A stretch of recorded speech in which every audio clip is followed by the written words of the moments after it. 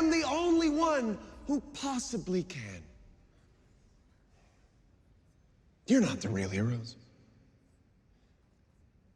I'm the real hero.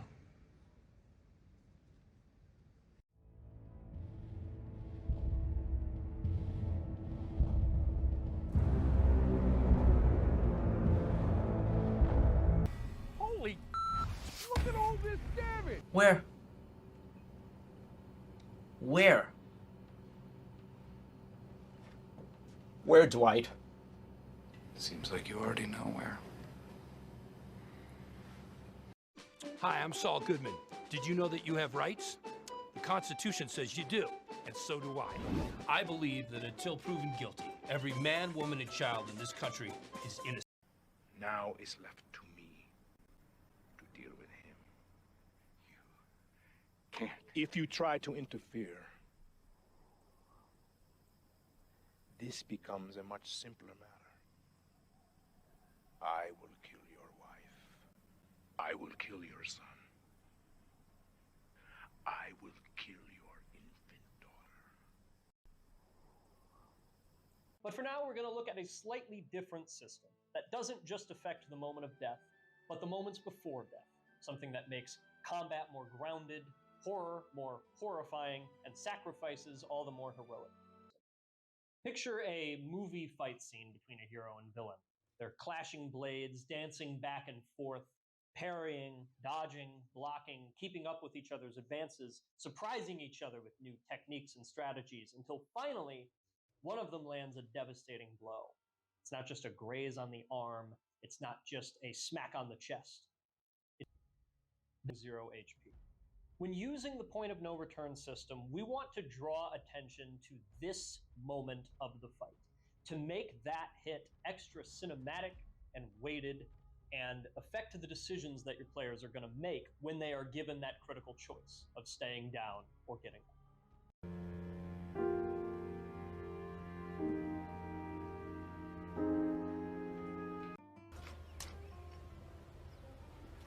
Wait a minute!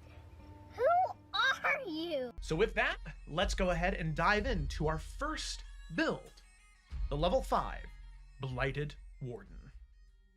In the shadowed underbrush of the ancient forest, where the line between decay and growth blurs, the Blighted Warden moves unseen, a spectral guardian at the crossroads of life and death, melding the Gloomstalker's mastery of darkness with the Circle of Spores' eerie command over fungal life. They are the embodiment of nature's unchecked, wild ferocity. With each arrow knocked from their twisted, spore-infested bow, they strike with the precision of night and the inevitable spread of decay. A silent protector of the natural order's darker, untamed side. So there we go. There's our thematic intro. I have to finish the story. Why isn't it possible? It's just not. Why not, you stupid bastard? Why isn't it possible? It's just not. Why not, you stupid bastard? He's gay, but he has a special connection to classical music. There's many things that are interesting about him. In Avatar: The Last Airbender, it is done so well. But here's the thing. It grows to be more in depth. The spirit world becomes a thing, and it grows even more in depth after that. More layers get added on more layers, right? Not everybody in the Earth Kingdom is good. Not everybody in the Water Tribes. They're not all underpowered, right? Because the Northern Water Tribe is so strong. And not everybody in the Fire Nation is evil. The layers continue to be added the longer the story goes on. In your campaign, do that. Most people have a hard time starting a campaign because they don't know where to start. They think they need 7 kingdoms, hundreds of houses, thousands of NPCs. No! Stop! You don't need that. What you need is 1 town, 1 place, 4 or 5 NPCs, and an inciting incident.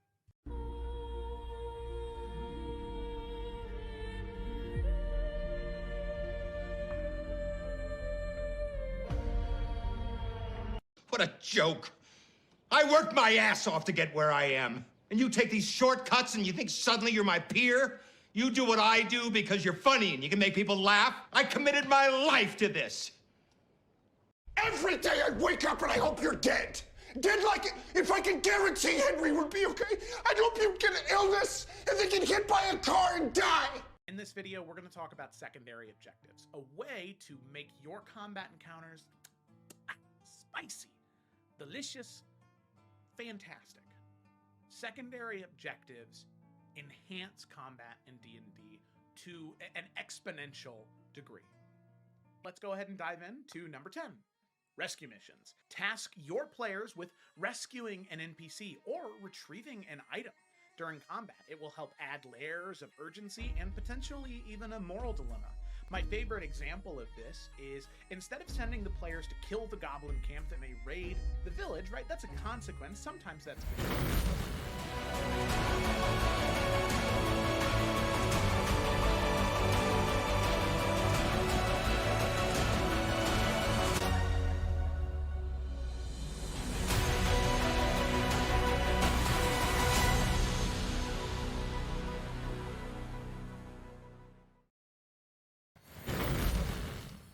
Hey everybody, welcome back to Roll with Advantage. Very excited to be here. Oh, we're a little out of order, I see, but that's okay. We're better as I should be. Oh, there we go.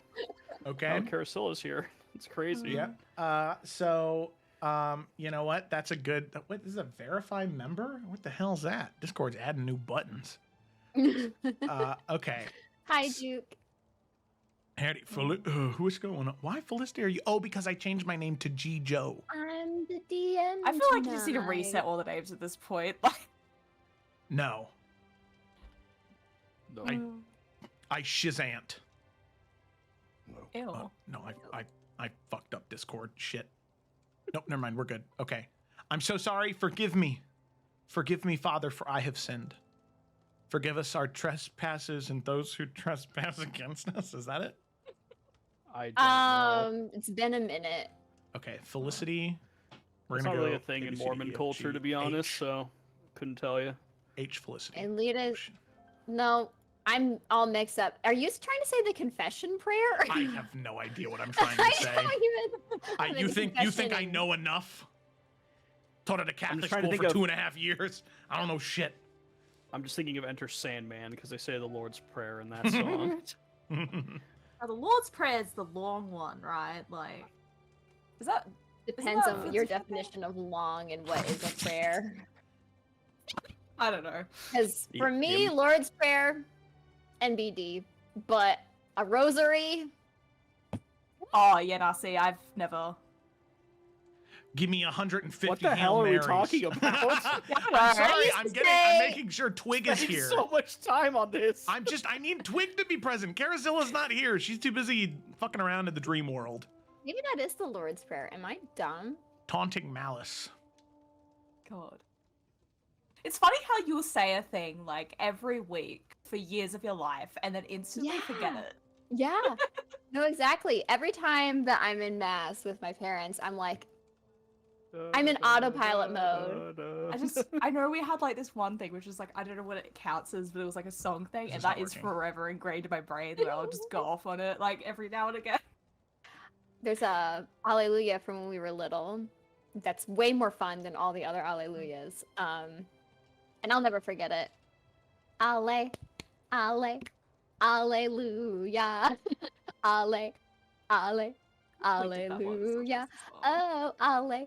Ale, alleluia. Okay, well, I guess Twig is just going to be here for a minute until we get into. So let's roll the intro and then dive in. Yeah, it's Carasella, not Twig.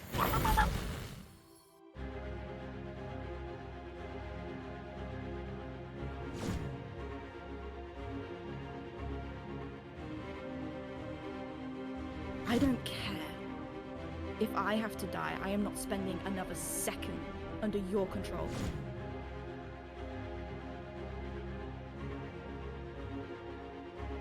I don't believe that's you. I've met the teacher at the mausoleum. You met a lie!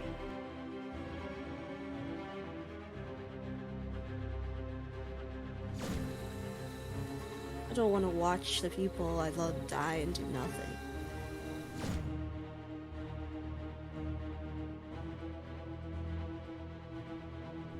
Because you can't tell me what my spirit tells me isn't true.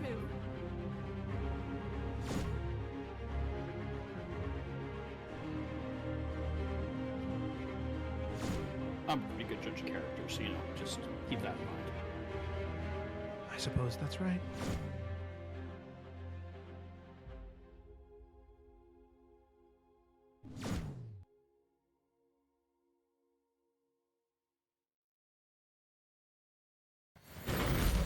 All right, we're back. We're back. We're diving right in. So picking up where we left off. Wait, not that yet. Sorry, I skipped ahead in my script for the for the radio play tonight. So as is, there we go. There's my line. So as is tradition here on Roll with Advantage, the DMs don't do the summary. The players do the summary. This week on summary, in sort of a flash in the pan moment, is Gemma. Yeah. So Gemma, whenever you're ready, take it away. Yeah, apologies in advance. But last session, we be in West North, big ol' Feywild City. And we are in the court specifically, here to plead our case in order to get a Feywild weapon in order to kill Glacia, because she's half Fey. It's a whole thing. Go watch the session. And so we plead our case, as I said, and there's kind of a main council of 7 and then 15 flanking them on each side. And so they expressed some concerns and seem to have a little bit of back and forth on whether we should be given the weapon, especially considering it is something that would endanger many of them. But we are able to secure the vote regardless and get the go-ahead to be able to go to a forge and make said weapon.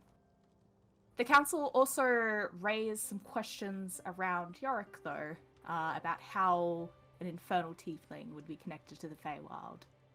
And so talks about what happened with Ventahala and his mission in order to be able to try and fix her and reclaim her soul for her. Yeah. That's how what happened there. So yes, we get taken onto the forge, and along the way, Lila reaches out to Oriella, one of the council members, and discusses how we could potentially cooperate in the battle against the Dark and support the Feywild in their defenses, and they in turn with us. However, she, as much as she wishes to share resources, acknowledges that it is the material plane that matters most in this battle, and if the Feywild was to fall, she wouldn't want any of that information to be used against the material plane, as that is the central pillar on reality in a way. So we get to the blacksmith, and Kellandine? Yeah. Kellandine is the forge master there, and he has this big old forge that is connected to the stars with a big old tree in its center. And we find out that he used to be the lover of Elandara, and that he had been waiting 2,000 years, I believe it was, hoping to see her again. And so Yorick's able to release the lantern, and her spirit's able to merge that tree in the center of the forge, letting them be together once more. And he is able to also fulfill the request, making the blade short and able to attach it to Yorick's glaive. And Nalfian also expresses some interest in learning how to forge, and Kelladine believes that he would have great success in doing so, given his connection with Dunamancy. And so whilst he goes to learn that, Twig and Lila head off to the temple that's in the city, and Yorick goes off with the two brothers. As they go off, the brothers get into a little bit of an argument, as there's still a lot of tension between them, and Yorick is able to take the time to talk to Vexus and get a little bit more information on his contract. And And I can't read any of the rest of my notes there, so that's that. Uh, so, back at the temple, as they're going on the way, Twig is met by 3 wisps of light that dart towards her. And turns out they are little fey bunnies that were sent by her parents to look after her on the material plane. And so she also invites them to go to Talamir, which they accept. And the pair of them then reach the temple where Delilah is able to commune and is able to connect to... Why am I blanking? What the fuck is the god's name? Aurelian. Sorry. She's able to commune with Corellian, and he has a request for her, saying that either she could, once she expended her life, she could take a place amongst the stars as a constellation, or after the fighting with the Dark One is done, she can join him in the Astral Sea and help him to stabilize and deal with things in the Astral Sea. And Lila decides to agree to the latter to join him. And she also gets a little breastplate upgrade. Back at the forge, Nalfian is able to craft some time magic into his dagger to help elevate that. Because, he is pretty successful with the whole forging business. Then everyone, all done with their little side quests, reconvene, and we head out of the city to teleport back to the Hells. And along the way, more of the Fae spirits that Twig had run into earlier come after her again, wanting to provide a cloak to help continue to protect her, before everyone departs back to the Hells. And so we get there, and Zevran's a little shaken up, having been in the Hells by himself, which is always a great time. But he does say that he has able to secure passage for us all to get through the maze into the main city. And the brothers also share that they are going to stay here rather than travel with the party, not to put Sariel on any high alerts. But they also express that, if her contract is ended and she is free, that they might be able to be freed also.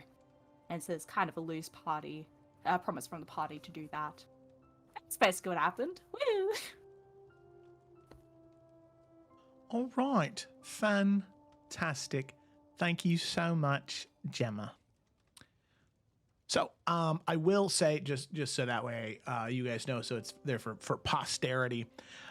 Currently, the app that I use to have the light up icons, their image hosting for new images, like your ability to add new images, is currently down because they just updated it today. So you're going to be Carasilla for a while, but it's actually just Twig.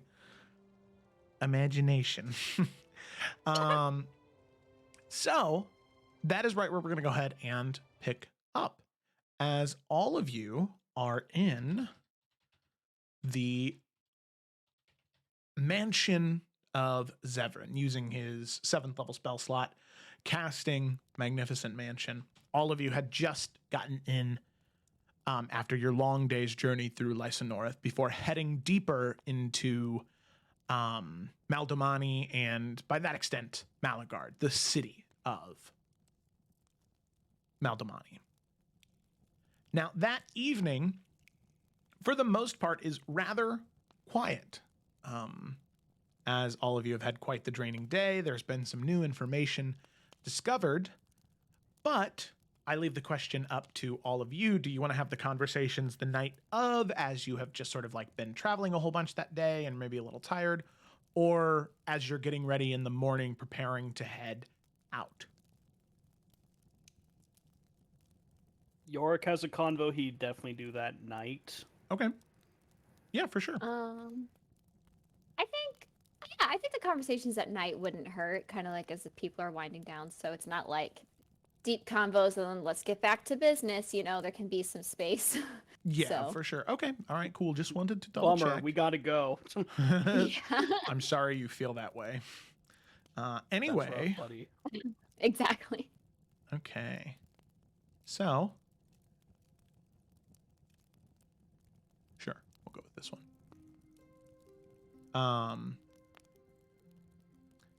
You all, in the quiet of Zevran's mansion, you have your opportunity. So we'll go ahead and start with you, Yorick, because you did pick first. All right. Zevran needed gonna some ambiance. It's a stressful day. That's crazy. Yeah. Yorick is gonna go knock on Twig's door. And she won't answer. Yeah, she won't. Bummer. Yeah, she'll open up. Hey, you have dinner yet? Just- He'll.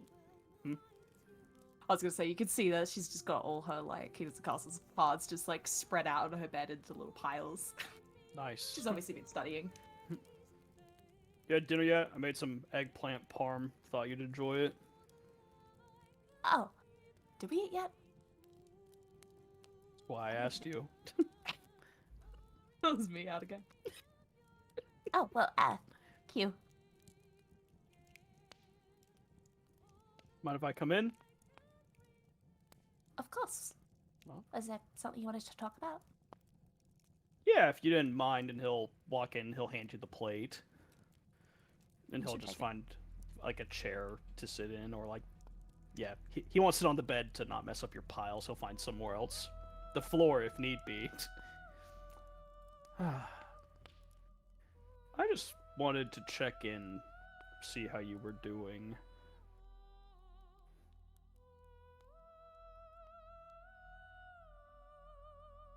To check in on me? Yeah.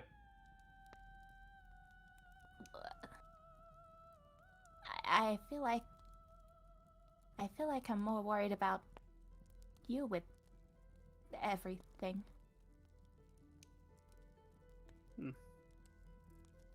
Oh, I guess with everything going on, I'm more worried about you right now. I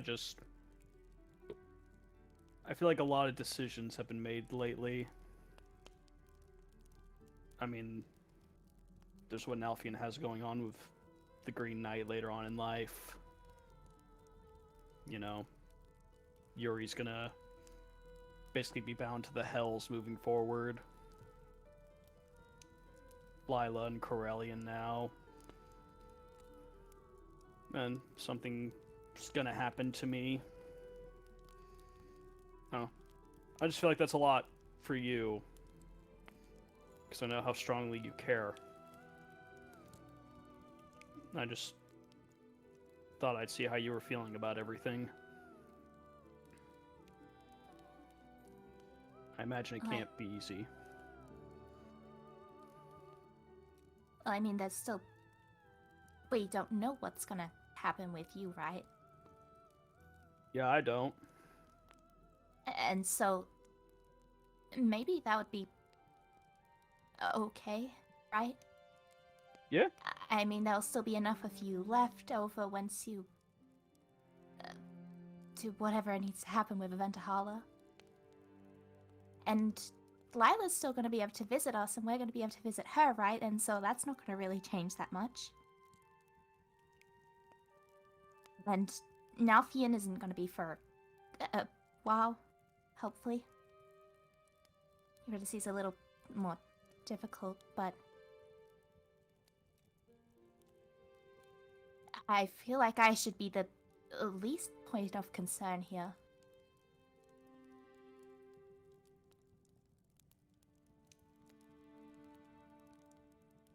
I guess... I don't know. I know you don't really remember, but... I just know that you've lost a lot. You've gotten some stuff back, but... it doesn't change what you've lost. And I was just worried about, with everything going on, if it would stir up some negative feelings. But maybe I was worried about nothing. So, Gemma, I'm gonna ask, like, insight check here. Like, does Twig feel like she should, like, be the least concerned? Like, is there something she's kind of trying to downplay? Just kind of general read from Yorick here. Yeah, I mean, you'll be able to tell, like, obviously, the concern is genuinely for all of you. There's a little bit of downplaying because, you know, of course it's going to affect her. It's going to affect everyone. But it's very much her concern is placed on you all rather than herself. And she will say,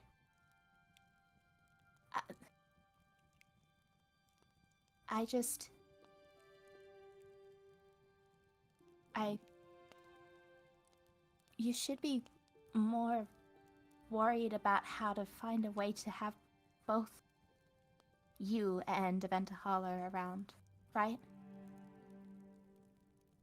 I mean, it sounds as if you've already decided that you're not going to be around anymore.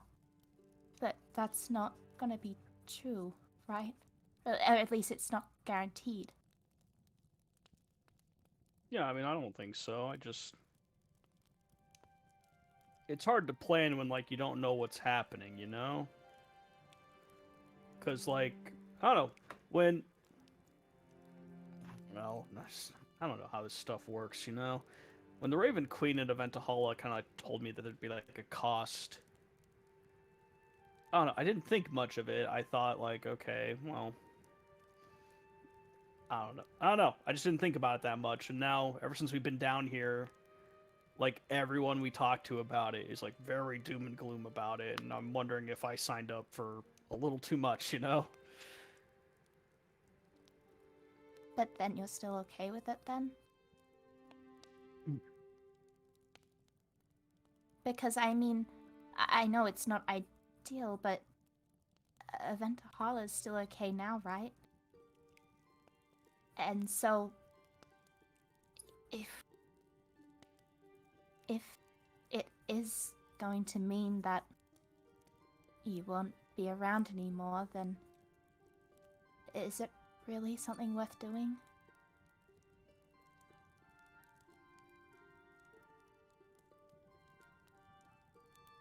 I think helping people is always worth doing. I don't want you to feel like you have to give yourself away for it, though. And I don't want that to happen, trust me. I don't know, we've talked about fate before. I don't know, like we said, I wonder if I'm the only one that can help her, you know?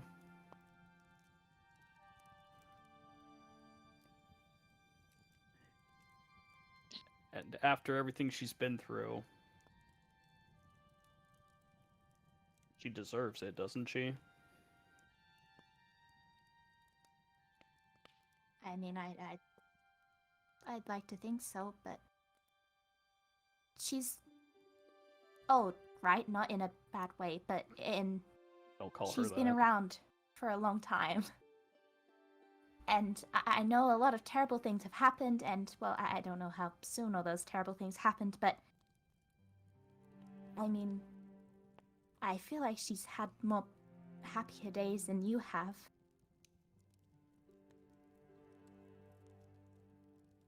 Never really thought about it like that. So, I mean, could you not, I don't know, like with Nalfian, where you don't have to give yourself away until later? Maybe. I don't think you guys heard it, but apparently Elendara, even in the form she's in now, she still says she owes me a wish. So, maybe we can both be okay by the end of this, you know? I hope so. I just Yeah, don't me like too. how quickly everyone's agreeing to give themselves to things.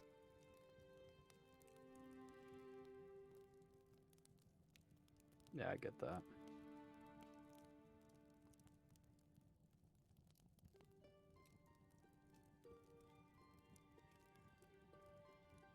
Well, sounds like you're doing better than I thought you were, though, so sorry if this didn't help or made things worse. That wasn't what I meant to do. No, I don't think it was at all. I don't know, I just... I don't want to have to lose the first friends that I make.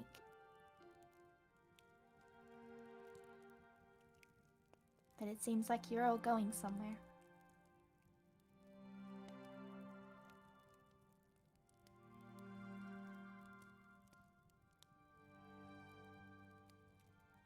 Doesn't feel fair, does it? No. Yeah. I didn't think so either. And she'll put down the plate and she's just gonna go over and hug Yorick. And he'll return it and just kind of hold her.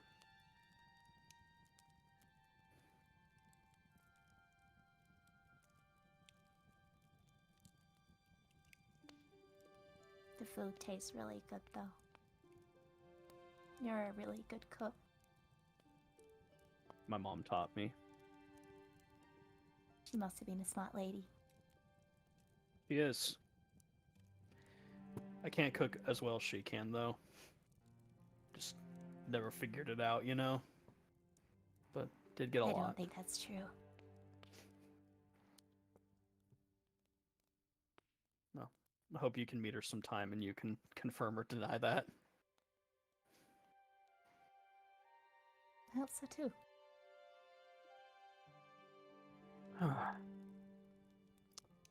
So, you working on a new strategy there? As he kind of lifts his head and like starts like trying to peek at like the piles you're making, trying to determine what you're doing.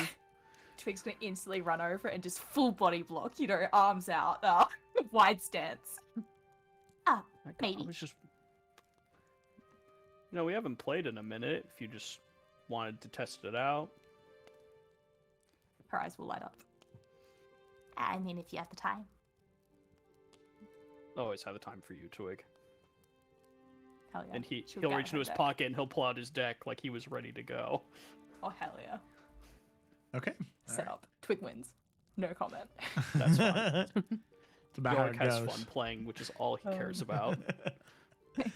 Alrighty. I gave you that card, just a reminder.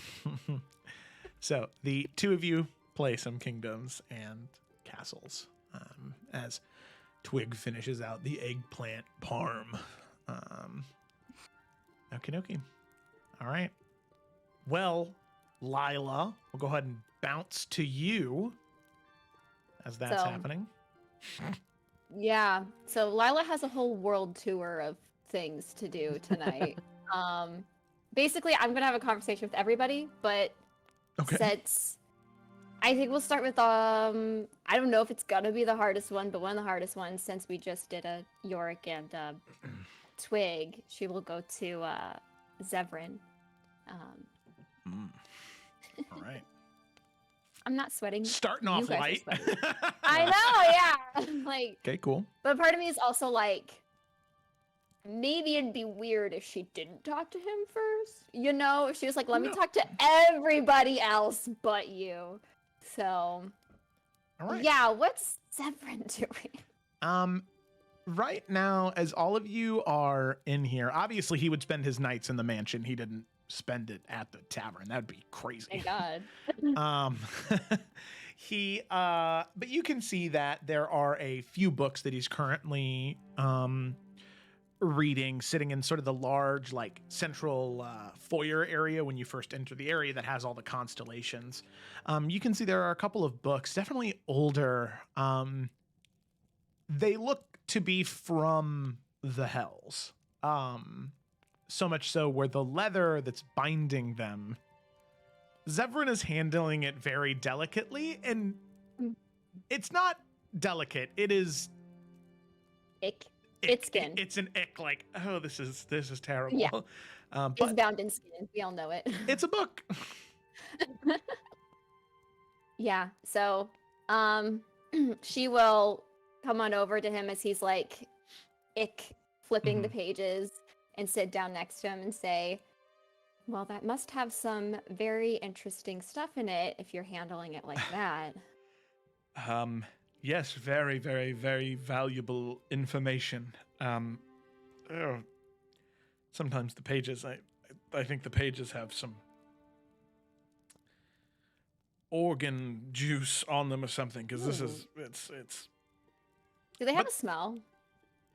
You know what? I haven't smelled it. I didn't think that was something I wanted to get That was into. Felicity asking Joe, but we can RP it. Sure. Not too much. I mean, everything from the hells, your nose is kind of used to it because, like, when you're in a smelly place for so long, you kind of forget that it's there.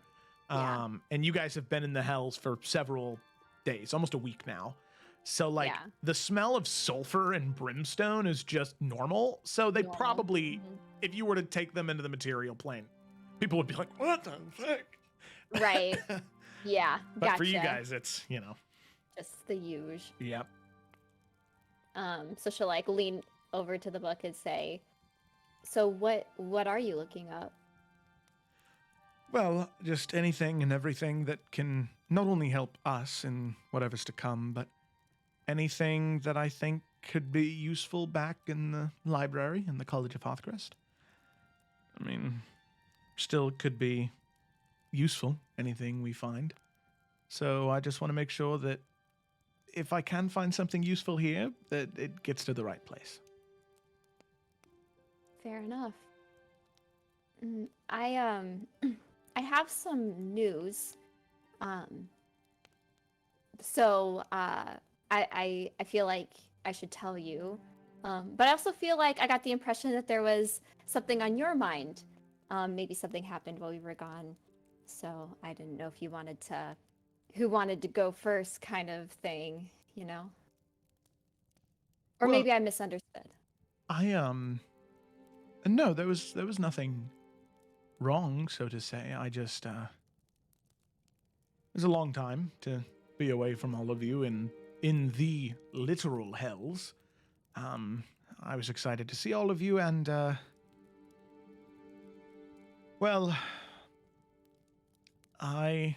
if I'm being entirely honest, I'm very nervous to see where this journey takes us and how it ends. Ends here in the hells, or ends with us in the dark one? Well, I think my brain is resting on the former first, and then once we get past that, then I can worry about the latter. I don't know what awaits us in Nessus, but I just hope that we get there in one piece. Yeah, we've definitely been tested quite a few times down here. And as he's saying that, does it seem like he's still holding back information, or is that really what's been like the main stressor? Make an insight check. Okay. Oh, well, I don't know. It's a natural one. Yeah. Lila's too focused on her own shit. Yeah, you believe him. As far as you can tell, he's telling the truth, and he's not hiding anything from you. But he'll kind of look back to the book and then look to you and say, "But there was something you said you wanted to talk to me about." Yeah.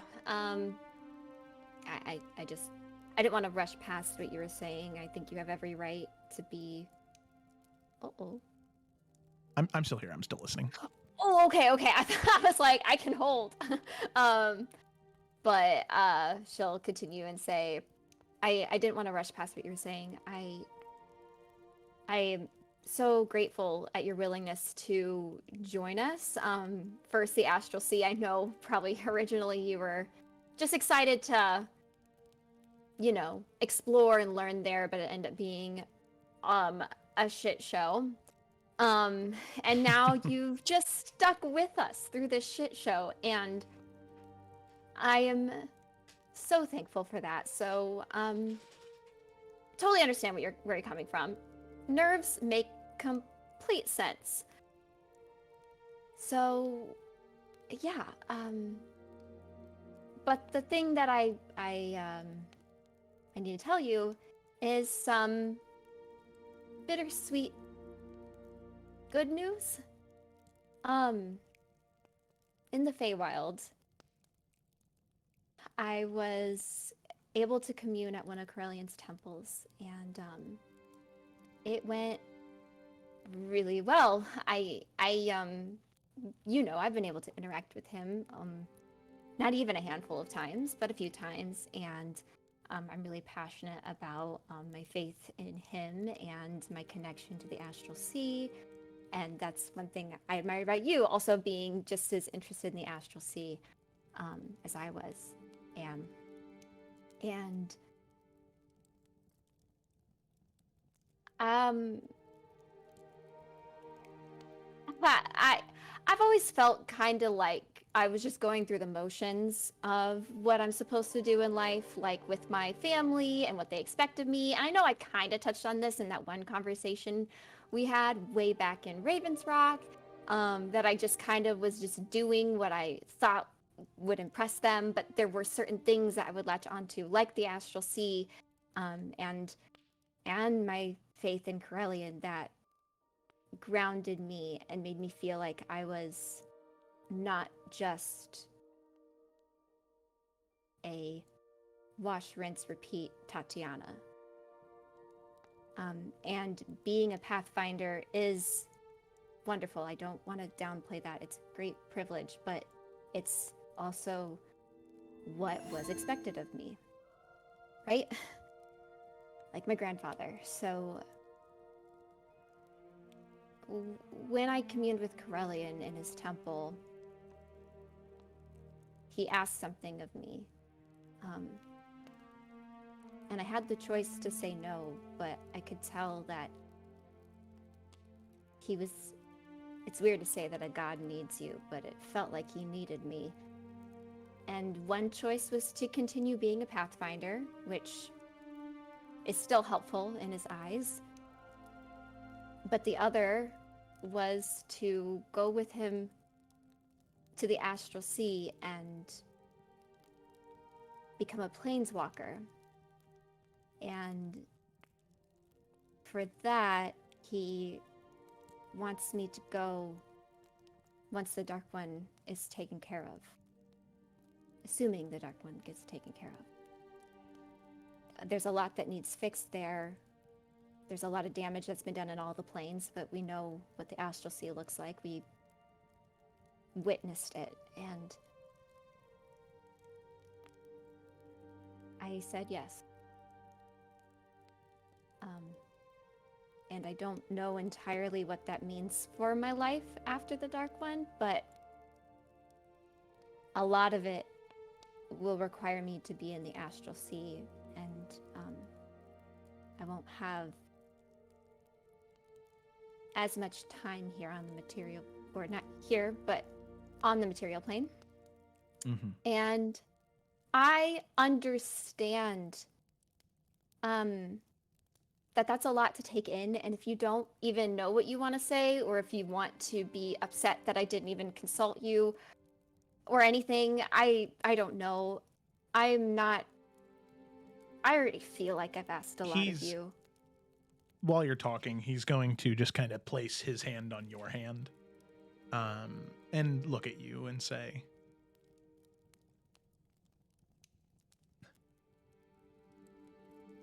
fate and destiny and the path we're meant to tread. It's a funny thing. It moves us in ways that we never thought. But there are opportunities, there are moments that, for some reason, we just can't say no to. Regardless of how painful or heartbreaking they may be.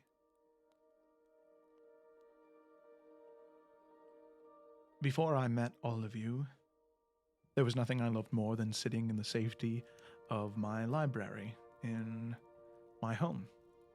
I rarely left. It was my sanctuary. It was my safe place. But my mother wanted me to help. And she wanted to... It's so silly now, but she wanted me to get to know you. A potential connection between the Tariels and the Tatianas is too hard to say no to, and part of me didn't want to. I didn't want to leave.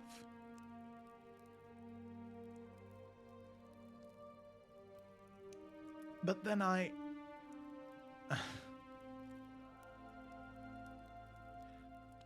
saw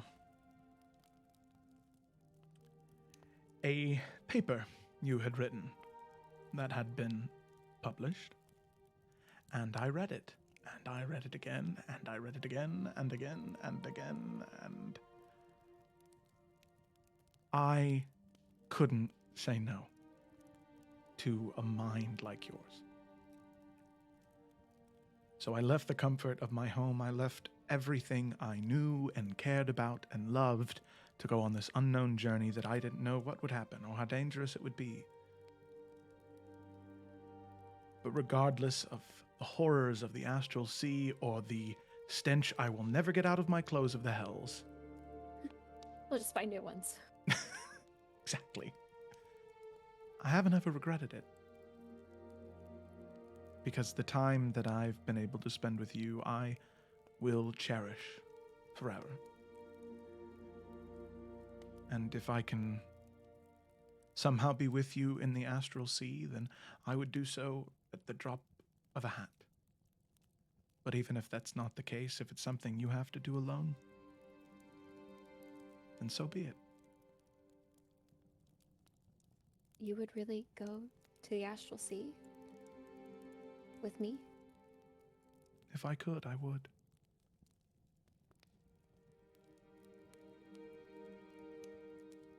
I don't.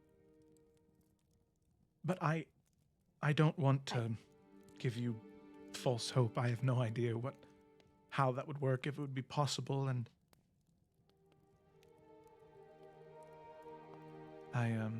you see him kind of get lost for a moment in his own thoughts, something you've seen him do many a time before, as he kind of breathes and stops. But he looks back to you and says, if it was possible, I would.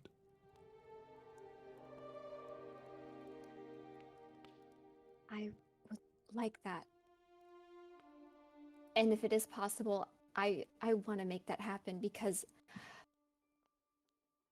despite it feeling like the right choice, I am so sad to think of how little I would get to see of everyone here and my family, and especially you.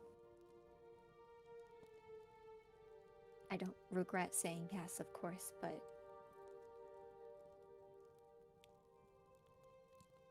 it was a hard yes, despite it all. I'm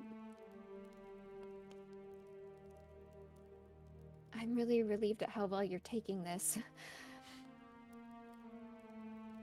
Because I don't want you to think that I had been planning, hopefully, a future with us.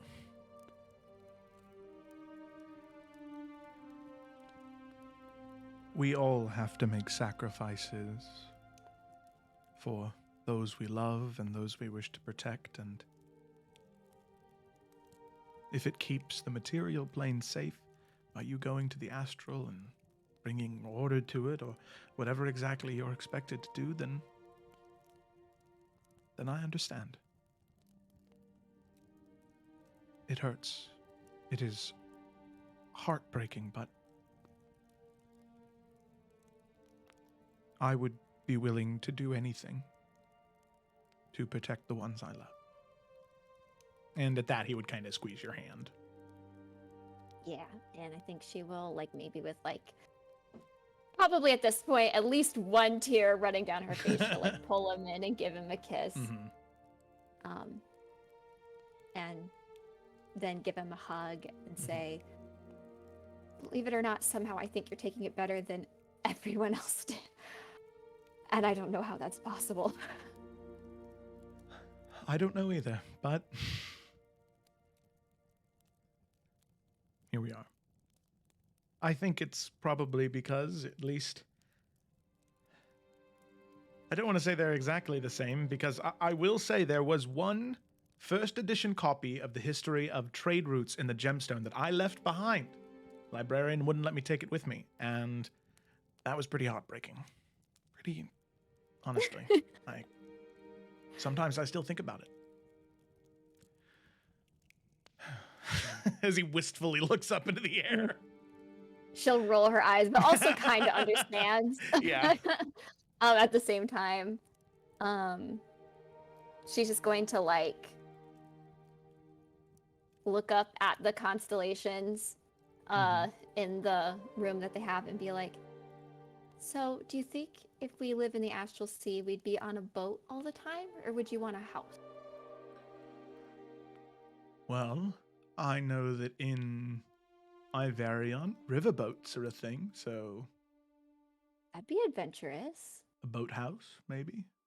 That'd be very nice. Ooh, And he kind of okay. like gestures up into the air, and some of the clouds kind of part, and there's like this astral like contraption that begins to form of like star magic that is like a little mock version of a little sea boat. And you can see like two little astral stick figures on it. I was just gonna say, and then we need like a pet running around too. Oh, can't forget. Last I checked, Ephron would also be there. See Ephron has to be there. at the helm a scowling stick figure. And maybe He'll after a warm little up bit of to it. time, yep, and you can see the mouth turn upwards. I like that. I like it a lot.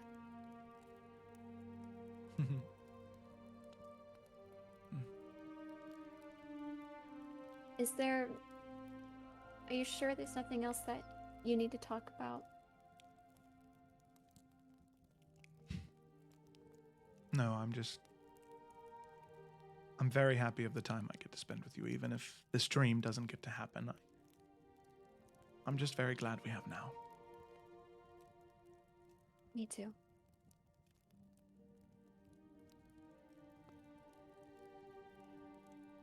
Zio, Ow. look up to the little sea boat, just Little tooting sea boat. along. And she'll stay with him for a bit before she moves on to other conversations. So I don't know if other people have conversations that they need to have. That's not including Lila. I don't know, but Yes. Yes. All right, Nalfian, what are you doing? Oh man, he also has to make the rounds, man. Let's go with York first. Our world tour. World tour. You said I'm not York gonna- first? York, yup. Okay. Yup. Come in. Nalfian will walk in. What is York doing? He's sitting against a wall. He has a rubber ball. He's like bouncing on the floor against a wall and then catching it when it comes back. He's just throwing it. I see. This is how the great Yorick spends his time. You'd be surprised what it does for your hand-eye coordination, and he'll like look away and still keep up the same pattern as he's like catching it and just going forward. All I bet right. you can't do it. Give me the ball. Nalfian will catch the ball. He will bounce the ball off the wall and not look. Nalfian will show off, and he'll do a little twirl, and he'll bounce it twice and catch it, and throw it back at Yorick. I think we can agree that was unnecessary. Flip it, reverse it, You're twist right, it, bop it. You're right. I apologize. He'll walk in. He'll just kind of like. He'll sit on the floor with York. So. Wanted to talk about a couple of things if you got the time, and it seems like you got plenty of that. I guess, and he'll set the ball down. I know that Lila's decision has been weighing on everyone in different ways. And I saw the look on your face. And I know that all of us have this, I guess, countdown, this timer on ourselves. And I know that you and Aventahala and this piece of you is a piece of her. We don't really know what's going to happen when and if you decide to relinquish that. Talk to me. What are your thoughts? You just threw a lot at me, like, on what exactly? Where should I Pick start one. here?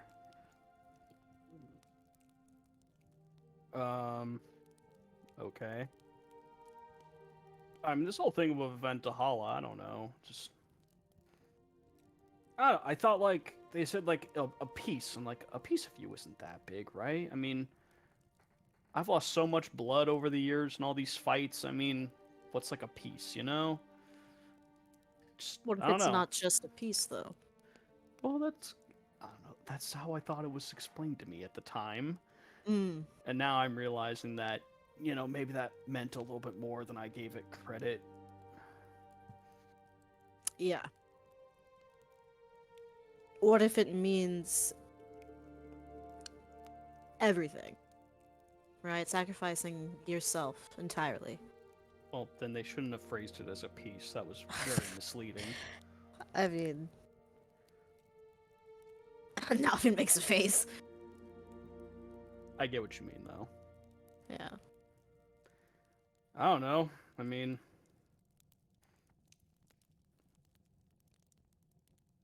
I don't know. I feel like it's just one of those things you don't know until it happens, you know? No, I don't. And he looks at Really? you and smiles. Oh, okay. I was about to say, very confused by that.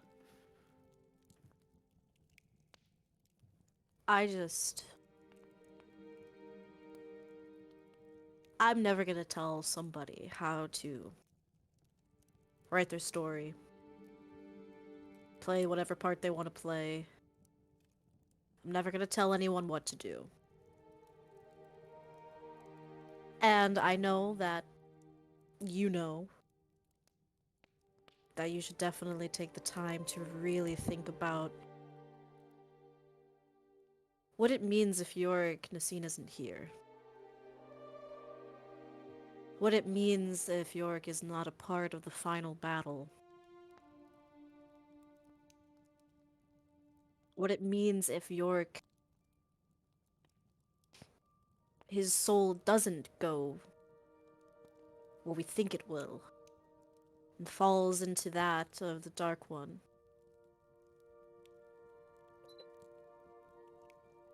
And I just want you to think about that.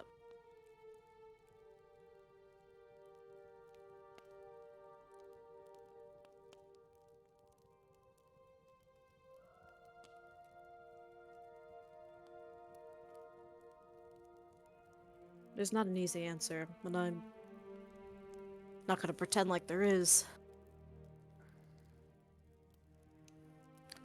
I don't know. I just want you to know that I will support you in whatever decision you make. Just think it through. Don't be like me. You telling me you don't think things through? Not always. It's gotten me into trouble quite a bit. Mm.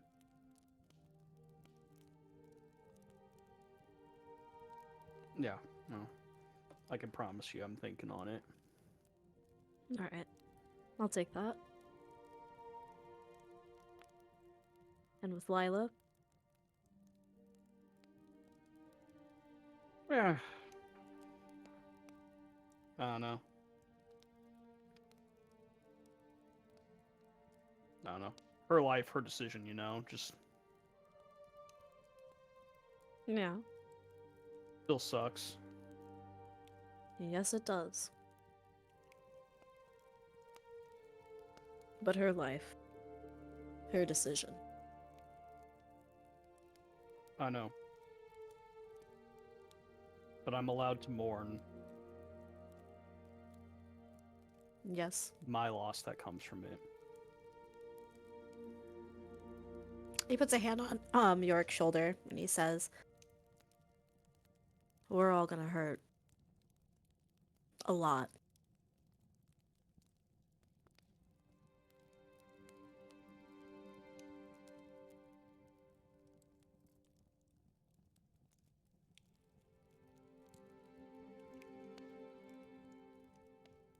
Listen, I won't take up too much of your time. I just... Like I said... Nalfin kind of like does the rub the back of the neck thing. There's a lot I gotta say too. To her. And it's not easy. But I think what we have to remember is that she's not going away tomorrow. Or the next day. Or the next day. There's so much time. And if I have learned anything from all the bullshit that I've gone through, we've gone through, is that we should be cherishing every fucking second. Every second. And I don't think I can spend another second being sad for a future loss when I still have her.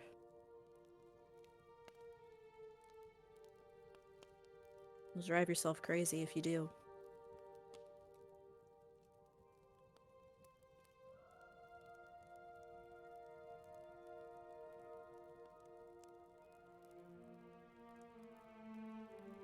Well, I guess that's the one area you're stronger than me at. He says somewhat jokingly.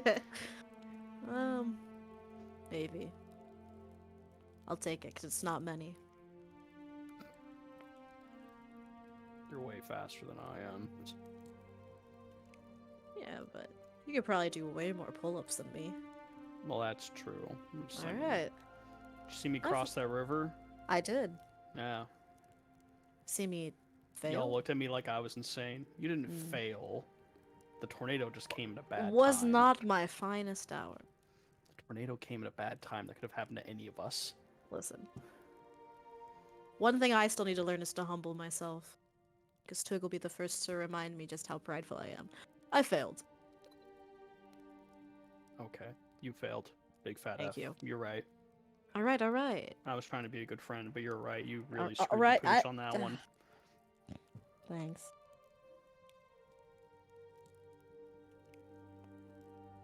Well, and he like stands up. I will quit bothering you so you can get back to your very entertaining game of throw the ball against the wall.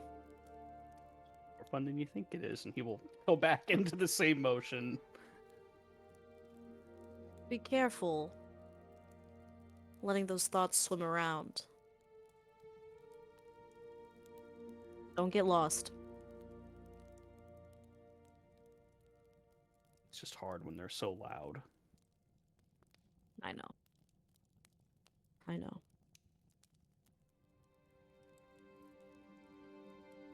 Thanks. Yeah, though. and Nalfin will just kind of nod and leave him be.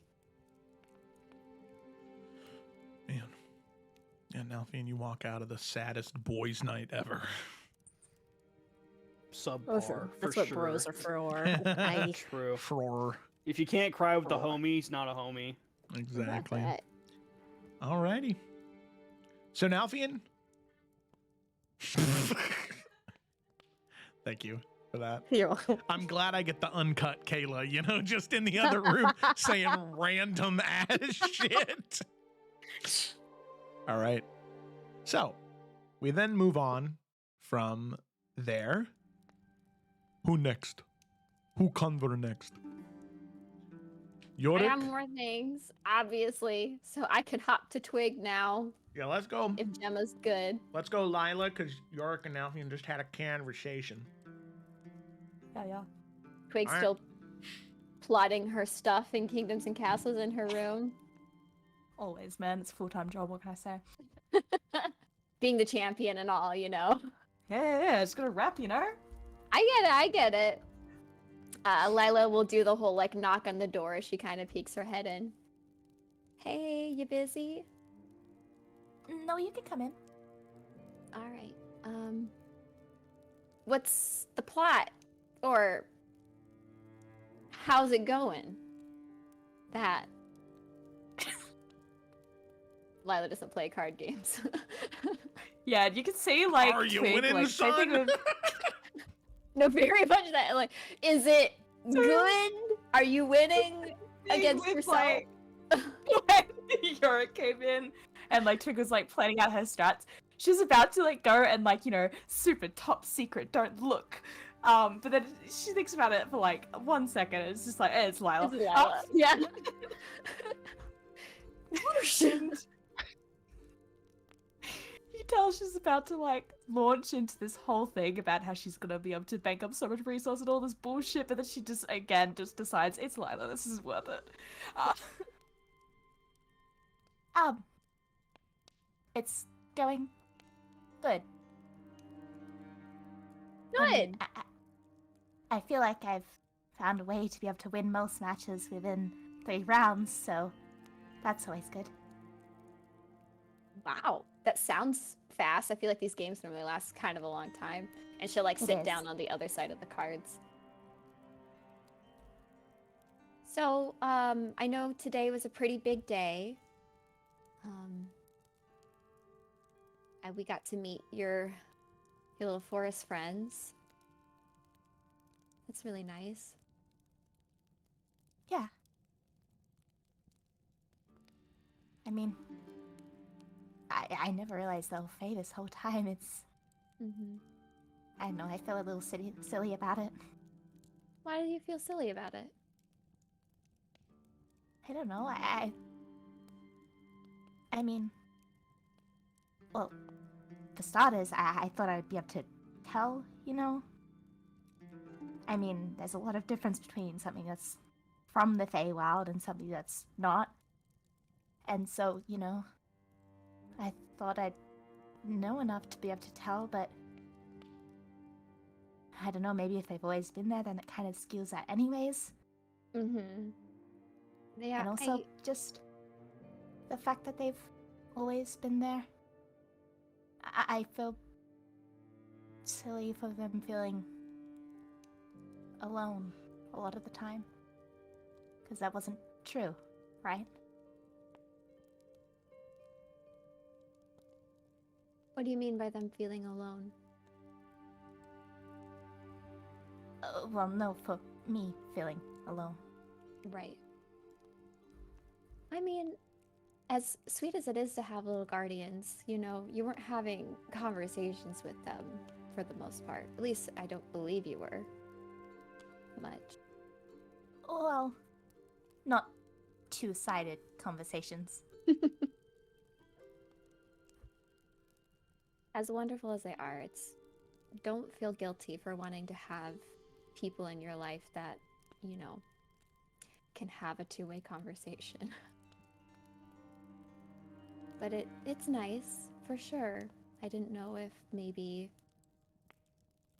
I don't know how you were processing that. I know family means a lot to you. Or maybe you're taking it perfectly fine.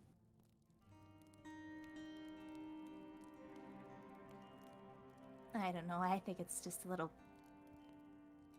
complicated. Yeah. Because, I mean, if I knew the whole time that they were these fey spirits from my parents, no less, I mean, that would have changed a lot. And, well, I feel like if I knew a lot of things, I would have changed a lot of things, but I guess that's how that always works. What do you wish would have... Do you wish it would have changed, or are you just acknowledging that things could have been different? I don't know. I mean, I guess I wish a lot of things could have been different. But I mean, if they were different, then everything would be different, and then I would have missed out on a lot of the other good things that I've had. Yeah. It's really complicated to feel like wanting and longing for something while also still wanting what you have now.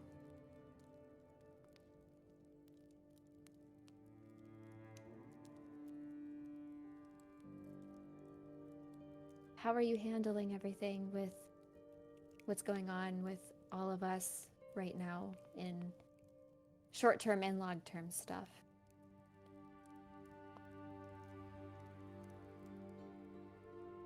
Oh well, I think that's just another thing that's just complicated. I feel like a lot of things are just complicated these days. But I mean, from what you said though, I mean, with you at least, it's not gonna be that different, right? Right? I don't know. I hope it's not. I hope it's like just living farther away than we hope, you know? Like maybe if I was living in Ephera or the Salamander Coast somewhere or Thrall.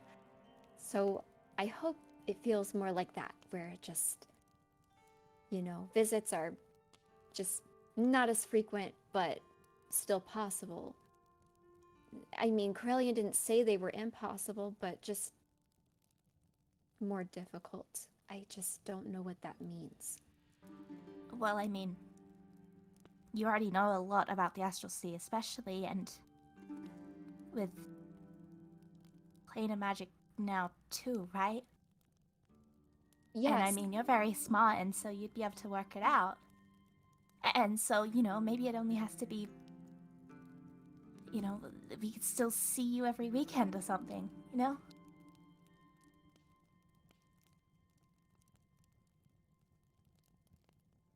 Maybe.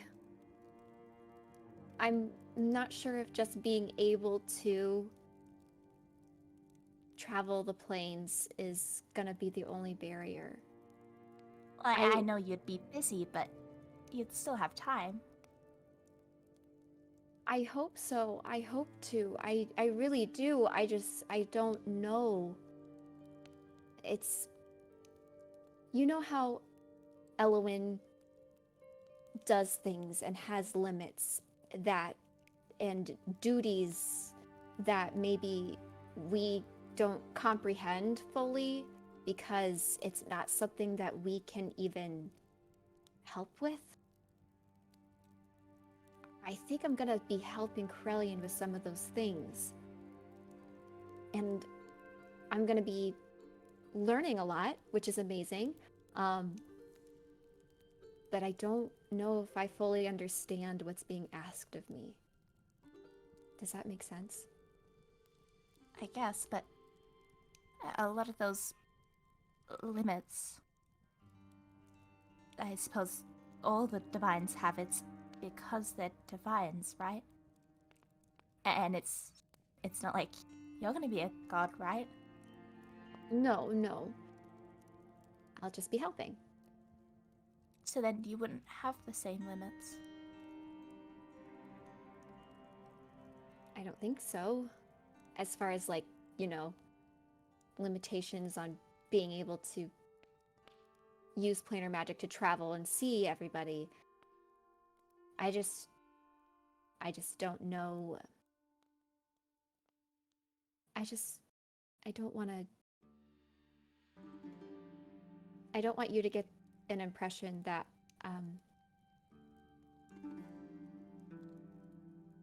that I'll always be able to be there every single step of the way. I will want to. I still want to, but if I can, I will, but I don't know.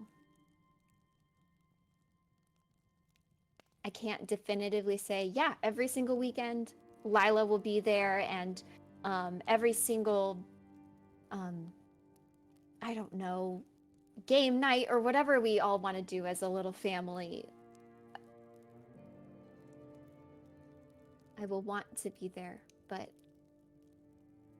I just need you to know that I don't know.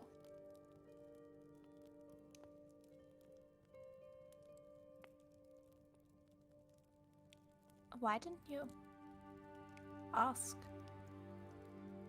I mean, you were able to talk to him, right?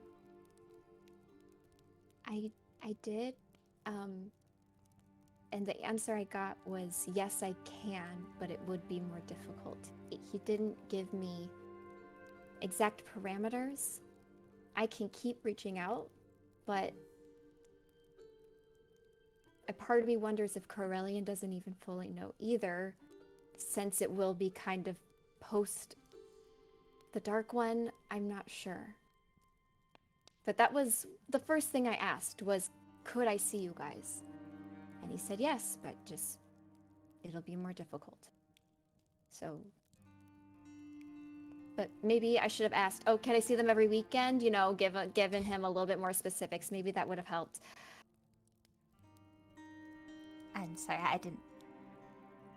I guess it's hard to think of things in the moment, but is it something that he's always done?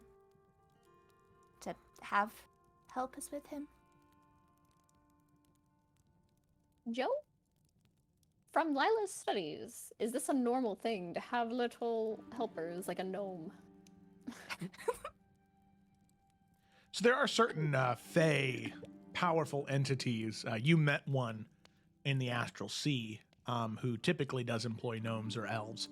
But that's a little different than what you're asking. The gods, the primary, like prime and lesser deities that are respected across the entire planes as gods, not just like the Zeuses and Poseidons of the world. In times of turmoil and strife and calamity, they are known to pick champions. Some, like Cord, the warrior, he will just say, "You are my champion, have this really cool weapon, and do glory in my name." And other gods who are a bit more underhanded or covert, or what's the word I'm looking for here? Assholey. No, not even that. Just like a little more understated, a little more passive. Passive, yeah. Mm-hmm. Like Corellian, they will subtly nudge an individual they believe to be worthy to that point. Mm. Do they always have a champion? No. But sometimes when there are problems directly related to that god, they will begin to do that. They'll do something like that. And considering the Dark One thing, you know, probably every god has a champion right now, or they're kind of nudging somebody there. That makes sense. Yeah. Okay. Yeah. Then Lila will say that. So, and then she'll follow up with, kind of like your connection with Elowin. I don't know if she has another, because we know about Suni, but I don't know if he's necessarily her champion. But yeah. So kind of. But I mean, if it's only after the Dark One's been dealt with, if he's only asking you to join him then, wouldn't most of the bad things already been fixed? Why call you then and not now? Not that I want him to call you now, but... No, I understand what you're saying. I think it's because after the Dark One is done, there'll still be a lot of damage that needs to be repaired. Kind of like Ptolemy. Just because we got rid of Morchella and the rot didn't mean it was fixed. And when you're talking about the Astral Sea itself, and I mean, the Dark One has a whole rift open for his realm in the Astral Sea, and other planes may fall during the final fight or before. There may be a lot of repairing that needs to be done afterwards, and I think that's what he needs me for.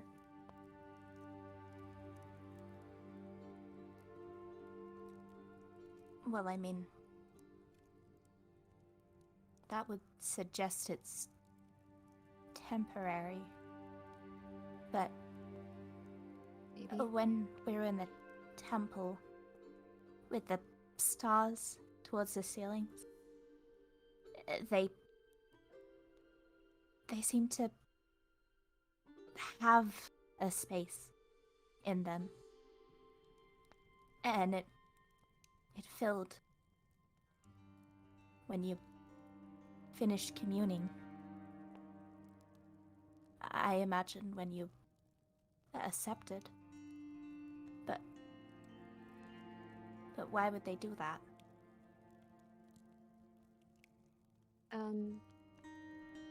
I know the intention is that I will not pass, or I would not pass like normal. I think, for lack of better words, I think I've given my soul to Corellian fully, and he can utilize me as he sees fit. I don't... For the repairs, however long that takes, I'll be doing that, and then whatever follows that, I don't know. But he did say that I will live beyond you all. It just seems a little different than just wanting to call upon a champion in a time of crisis. That's all.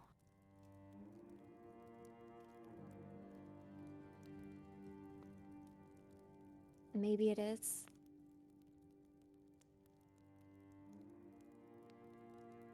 I don't know.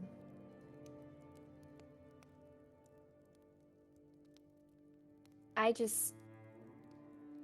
wanted to be transparent with you because I don't know if I've said this, but I look at you like I look at Belle. And I want to see you flourish like I want to see her flourish. And I need you to know that even if I'm not there every weekend, or even for maybe important big moments of your life, know that I want to be, and I will be there when I can. I promise.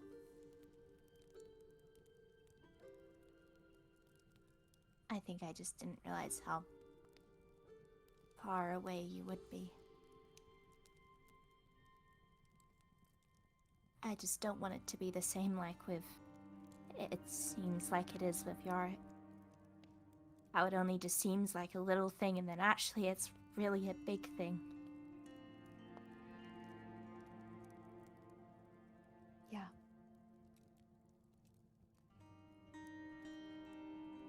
We're all really being pulled.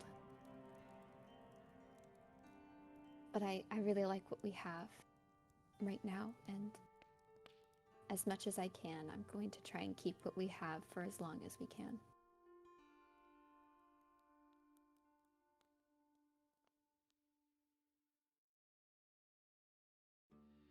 How's Twig looking?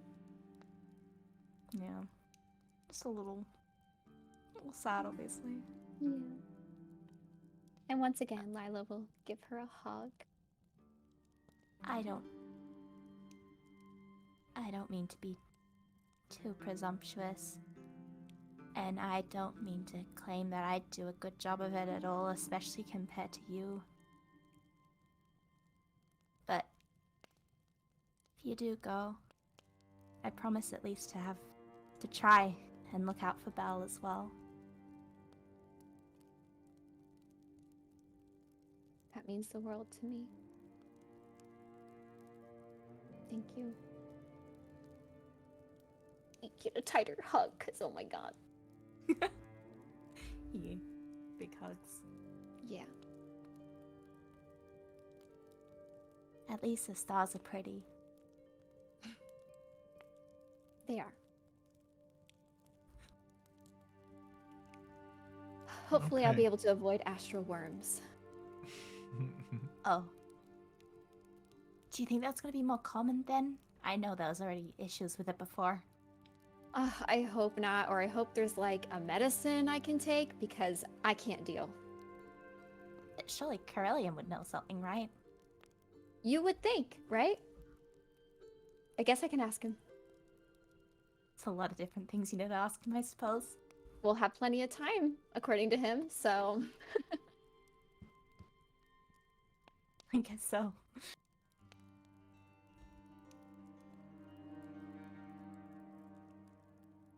All right. So, Lila, you finish up your conversation with Twig and head out. I offer now who wishes to take upon the mantle of who has something else they want to do. I was gonna go to Yorick next unless someone wants to beat me to it. I get in there, girl. I have 2 things, but I'll wait till after Lila's done. Are you sure? Because you can go next. Nope. Get in there. All right. World tour. City Yorick. Yay. Where's Yorick? His room. Is he still Plot twist. with the ball? Sure is. All right.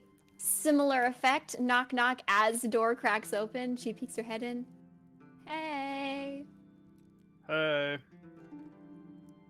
You look really busy. Mind if I bother you? So pause for you. Don't tell Nalfian though. Just between you and me then. Yeah, and she'll come in and like, I assume you have like a desk chair, so she'll like pull it out and sit.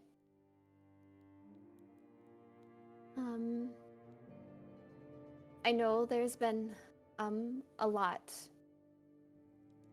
of feelings about a lot here in the Hells, and I know I am one of those feelings.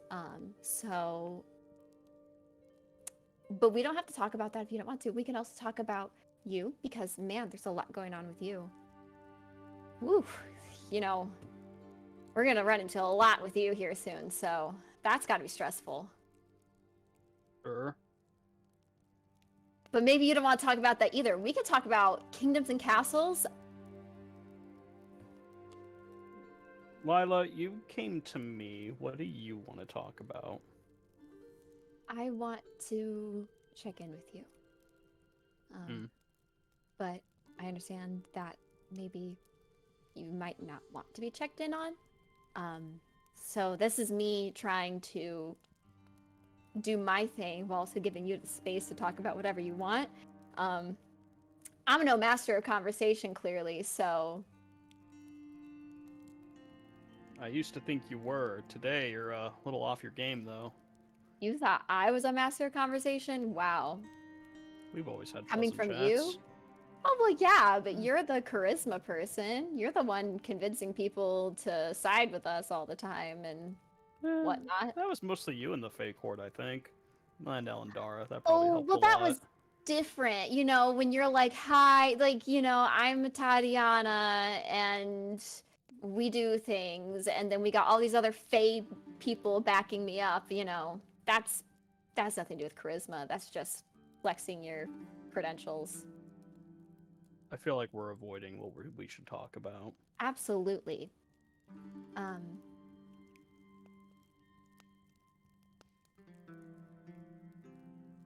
I know it wasn't probably easy to hear my decision. So if you're having any feelings that you want to get out, I'm willing to hear it out.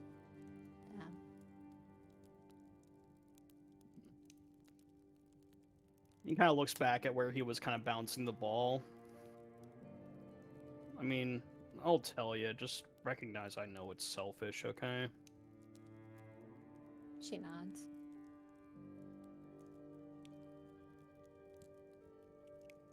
When we first met, you know, one of like the first conversations we had when you like weren't about to bleed out was like you were trying to convince me that like, you know, maybe you should fight for your soul. Tieflings have done it before. Sure, it's rare, but maybe, you know, it's like a whole thing back and forth that we had. And you know, and you kind of kept that up the entire time that we've known each other, you know? And now it's like, I don't know, now we're getting to a point where like maybe that's possible, you know?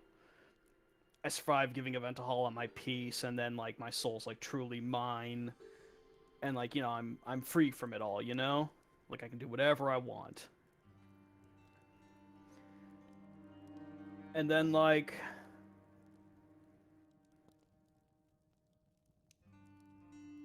I mean, Yuri's gonna be gone. you're gonna be gone. Twig and Nalfian need to go back to, you know, Forester lands, take care of that. I don't know, I just didn't think I was fighting so hard just to get alone again, you know?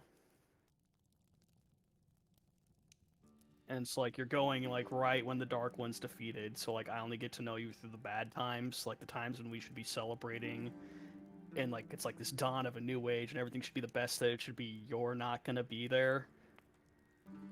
You. I mean, now my soul, you know, I used to think it was just gonna go to the hells, so I just tried to make the best of that. And, you know, at least I knew Eventahala, like that was something, at least, you know. And now she's gonna be in the Feywild with her sister, and maybe Twig and Nalfian will end up there too, or Nalfian's gonna be in the stars. And if everything goes well, I go to Elysium and I'm gonna be by myself. Like, none of you are gonna be there? Am I gonna hang with Finch? I just...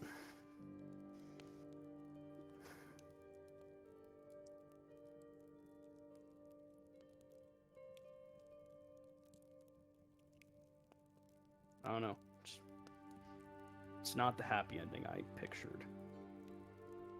That's all.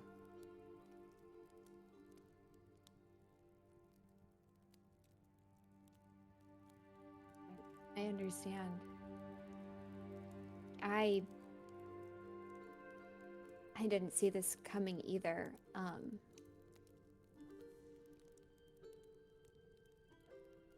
For what it's worth, despite what it seems like it's shaping up to be, I'm really proud of you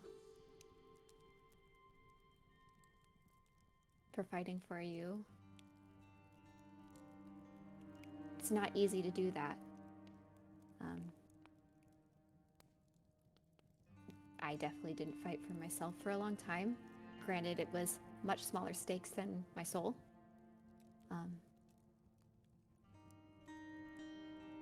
But as I'm sure you've picked up on from our conversations, I wasn't living a life for me. And yeah, maybe we are getting to know each other through some of the darkest times, but weirdly enough, I've never felt more right and aligned than I have with you all in this shitty journey that we've been on. This is more me than I've ever been. And yeah, I could have said no. I could have been a headmaster at the College of Hearthcrest. I could have been the Pathfinder my family always wanted me to be, or I still am, or was, or however that works. But I've never felt like that was me. And I didn't... It's not that I don't want to spend a future with all of you celebrating and repairing the material plane together and reveling in our victory. I've just felt like I wasn't where I was supposed to be.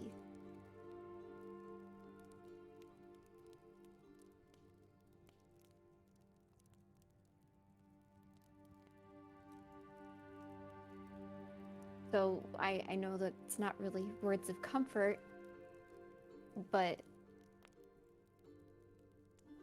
I don't plan on not being able to come back and see the good days with you guys. I know it sucks, it can't be frequent, but I want to see who Yorick Nasine is after all this.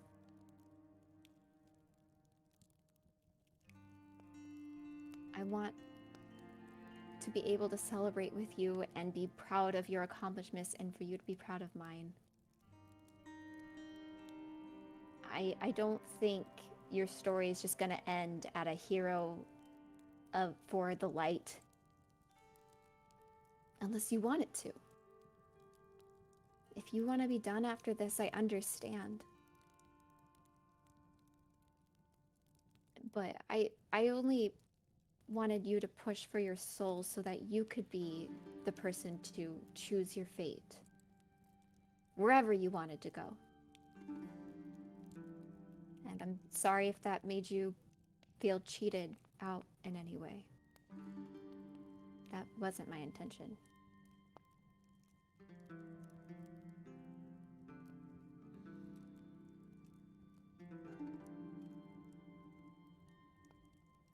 Do you remember the first time we did Legend lore on Eventahalla? Yes. We saw like the 3 branching possibilities of her future. I remember seeing her. There was one when she was back to herself, and she was in the middle of this glade in front of a fire. You remember that? Mm-hmm. And I looked at it and I was like, that's the happy ending, because she's free, you know? Like, she's not dealing with all of this anymore. Like, it's her life and she can do what she wants. And then I kept thinking about it. And I started to zoom out and see more of the picture. And she's sitting by herself at that fire.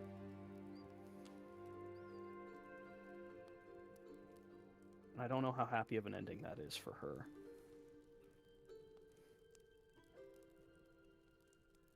Now we have her sister back.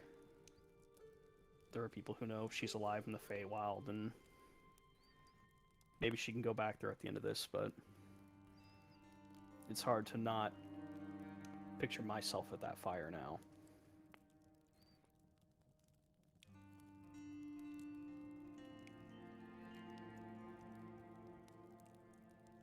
I just...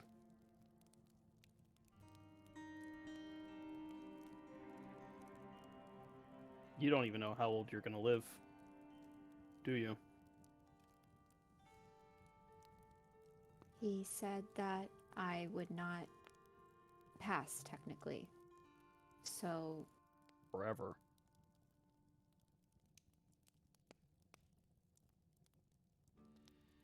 So... I may not be able to be the person always sitting by you by that fire.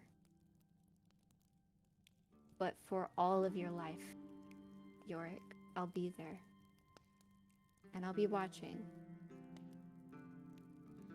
I'm sorry I can't hold your hand when things get hard. I can't always be the person you talk to and run to, but I'm not abandoning you.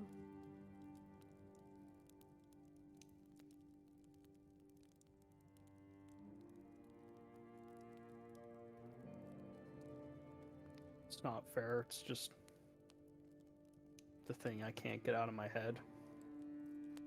I understand. Just envisioning you 10,000 years from now.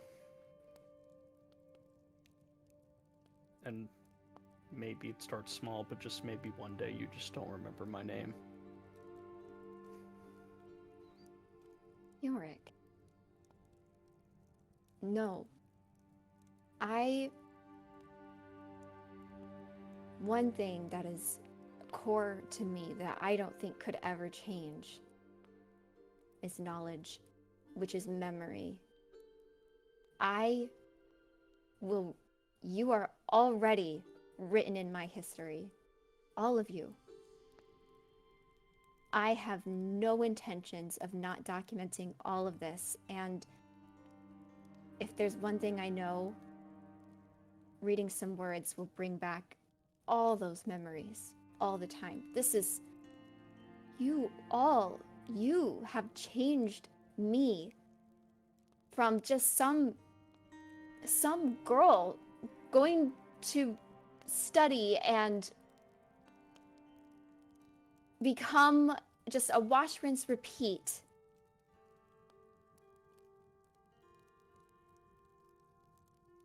Because of you guys, I am not that. There is no way I'll forget you.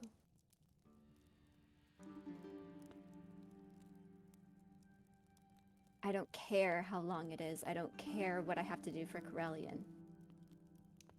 You all are a part of me.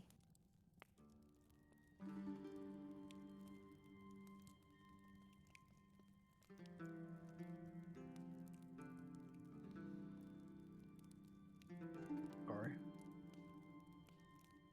I want to be happy for you. I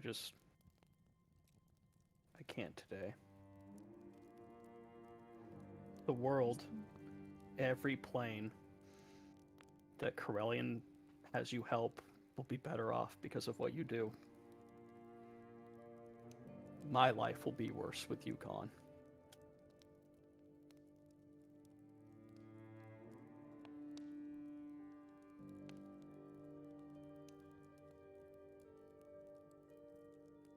I hope that even though you feel that way right now, you see that you have more power over your life and future than just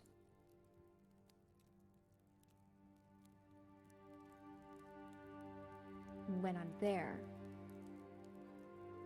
I hope that our interactions will have made your life for the better in the longest term it can.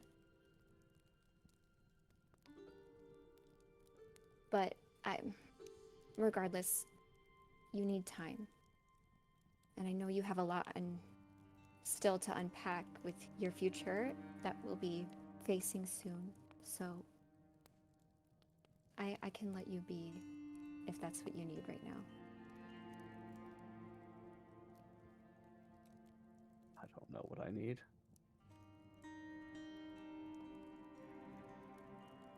Would a hug help? Not gonna hurt. Yeah, she'll give him a hug. And he'll just hold her. And she'll do the Disney princess. She won't let go until he does. Awkward. I was about to make that joke. Damn it. LOL. Nah, man. That's a long ass. You're getting the Disney princess effect right now, bitch. That's a good reference. I don't know who you got that from, but Who knows? pretty cool. Some guy on Twitch. I don't remember.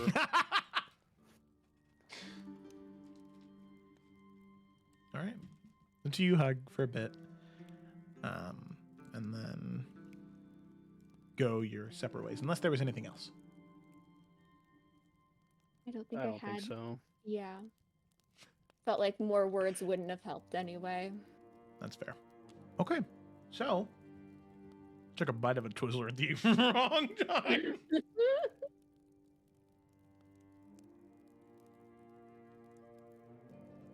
All right, we're good.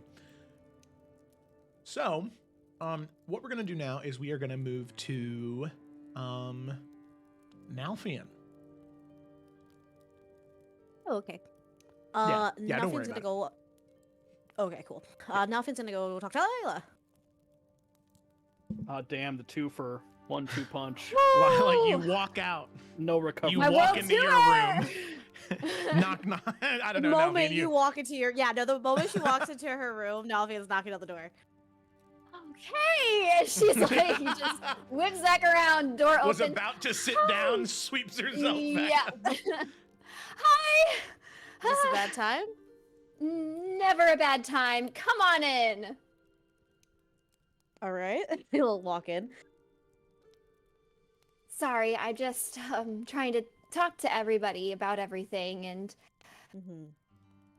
I'm sure you need to talk too, or maybe you don't want to talk about that at all, which is perfectly fine, you know? What do you want to do? He's like looking at her like she's like, he doesn't want to like break her right now because she looks very fragile.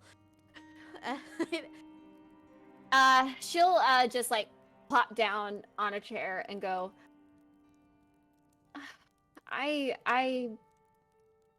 don't want to hurt anybody, and I've been doing that all day, but that's okay.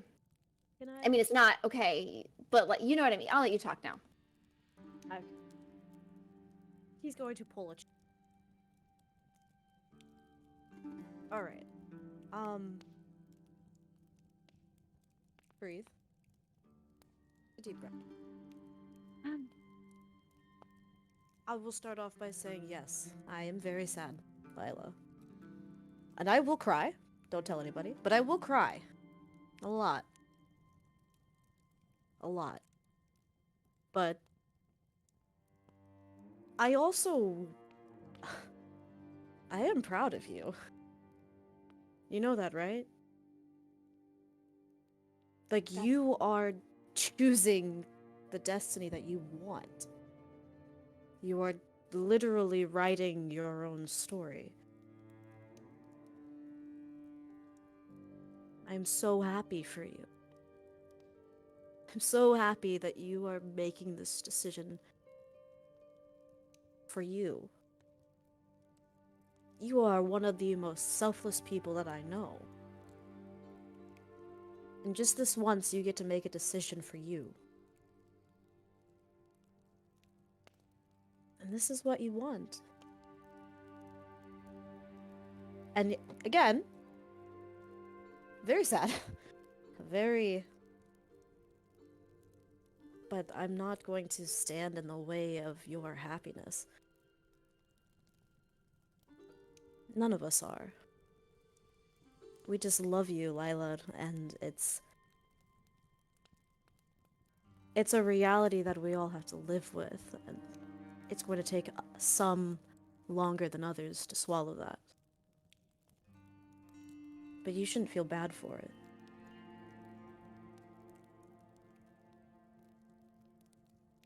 Thank you. Really, that... Believe it or not, don't hear those words a lot, so... Like I said, I think everyone is just going to have to process differently. Right, and it makes complete sense. Like, I'm so concerned about what's gonna happen with Yorick once we, get to the whole peace thing. And I couldn't...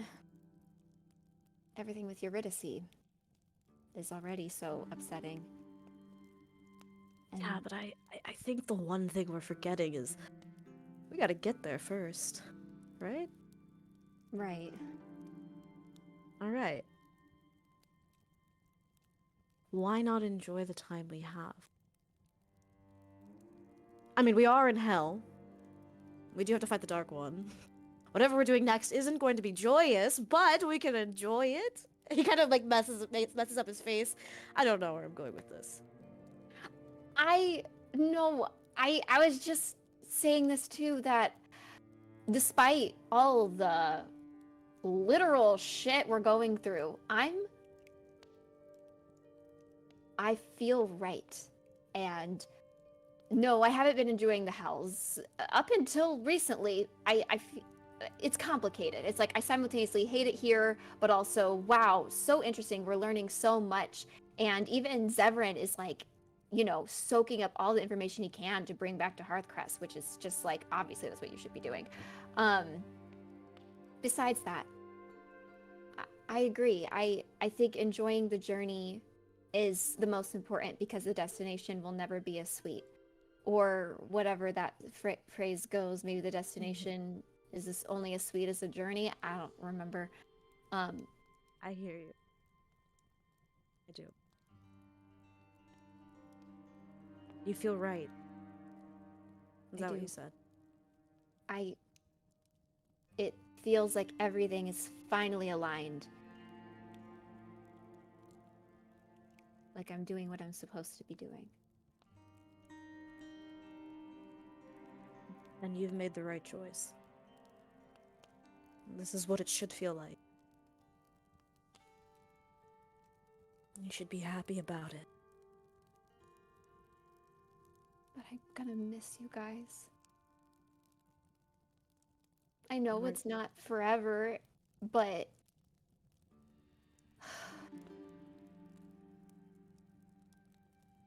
I want to experience it all too.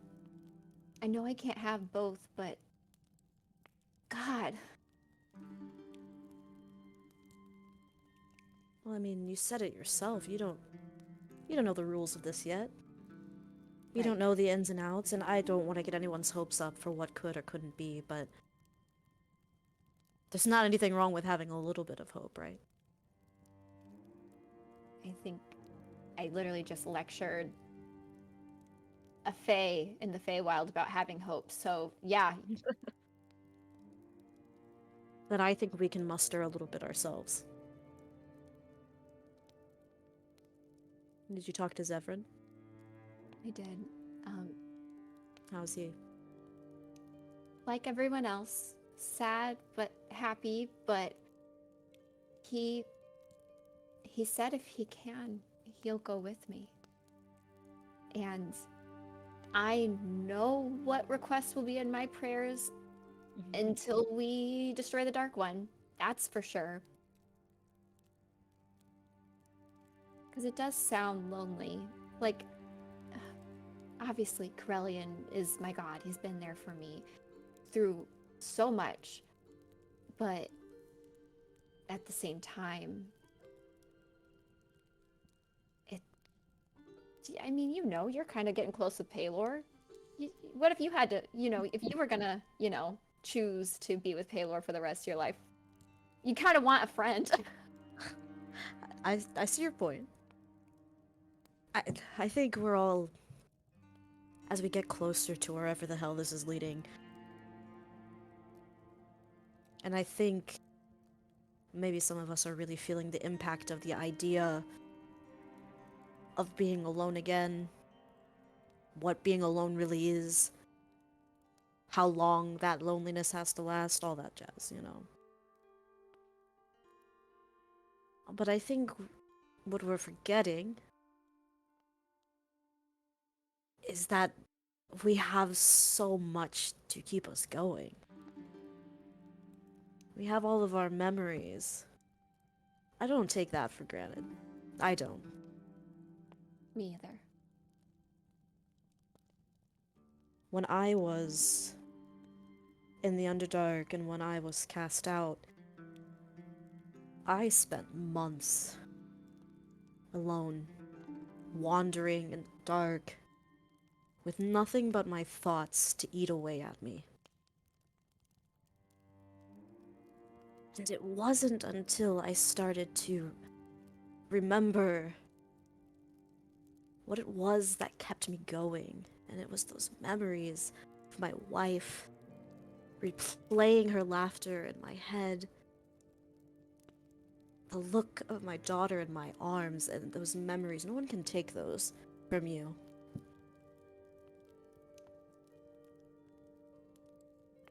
Those last forever. Will it ever replace the real thing? No. But it's yours. And it always will be. But that's easier said than done, right? No, but I get what you're saying. And I do feel confident in those memories being some of the most precious that I'll have for the rest of whatever it'll be.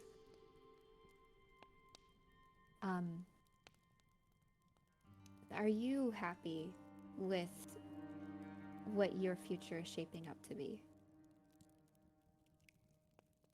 Yes. I think, despite the circumstances, this is the happiest I've ever been. Understandable. I'm there too. I mean, I know where I want to go. I have reason, I have motivation, I have people that I love. And I know what I want to leave behind when I'm gone. So yeah, I'm really fucking happy. And I want you to be too. In your own time. I am happy, and I am really excited about everything. But And maybe this is a weird... No, I won't make that comparison. That feels a little too hard, but... You sure? Well, I don't even know if it's a fair comparison, but it's kind of a conversation I was having with Twig a little bit, but it's kind of like, and I guess York, you know, you could see so many different futures and, you know, feeling conflicted about like maybe one where you are still with your wife and daughter, but then this one can't exist.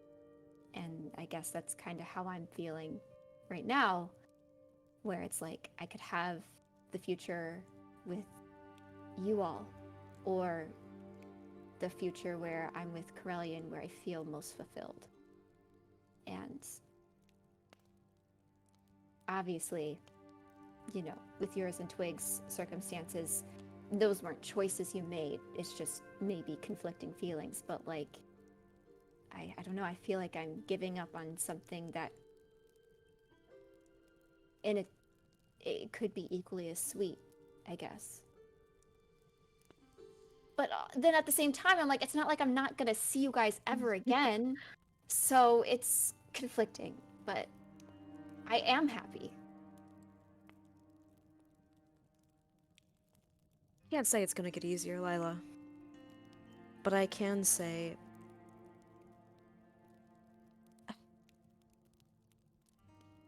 what happened and the choices that led me to this moment, I would never change. I wouldn't go back. Because it feels right. And that's what matters.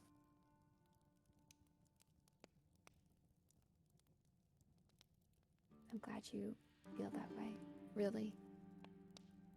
And I hope you can someday too. But I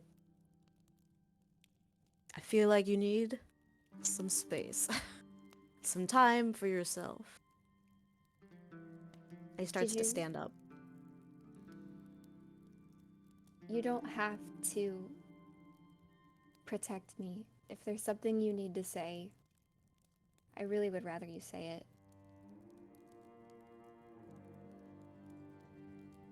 Because here in the Hells, yeah, we're talking about After the Dark One stuff, but we don't know what could happen. Maybe tomorrow will be our end. So even though it's been a lot today, I can handle it. He slowly sits back down.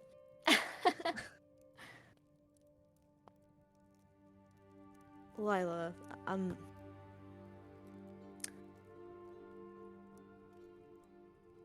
I will say this. And I want you to know that what I'm saying is not to be disrespectful to you. Not to be disrespectful to Zevran. To anybody. I want you to know that I am gonna be sad. I'm still happy. Don't forget that part. I think this idea of time and everyone, as I was saying this to Yorick earlier, I feel as though we all have placed these countdown timers on ourselves. And given the ability that I have, sometimes, you know, you always wonder what's going on in those different timelines, those different realities. I don't know, I guess what I'm trying to say is that day when you showed me the stars, the constellations, and you explained how all that worked, you know, up until that moment when we had met, it was interesting. I've never had someone like you in my life in a way.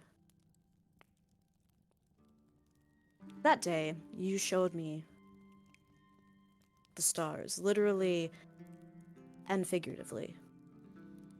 You helped me find my path. To be a knight that others can look up to, look up in the sky and know that they can write their own story. Maybe you're a better pathfinder than you think you are. Maybe. And that opened up a lot for me. Maybe in another lifetime, maybe in another reality, I could have asked you for a dance. He stands up. Thank you, Lila, for helping me be a better man. Thank you for helping Twig find her path to being a lady. Thank you for being the shoulder that Yorick needs. Just thank you for being here.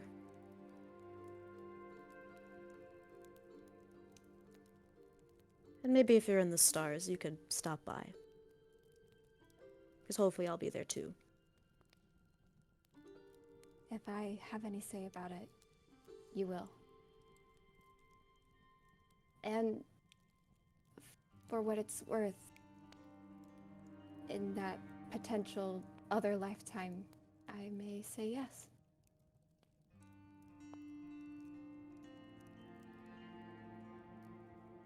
Good night, Lila. Good night. He's going to leave the room. And then he's going to go to Twig's room. I don't need to say anything. You guys got it. Okay. Knock, knock, knock. I don't even have Joe here. It's weird.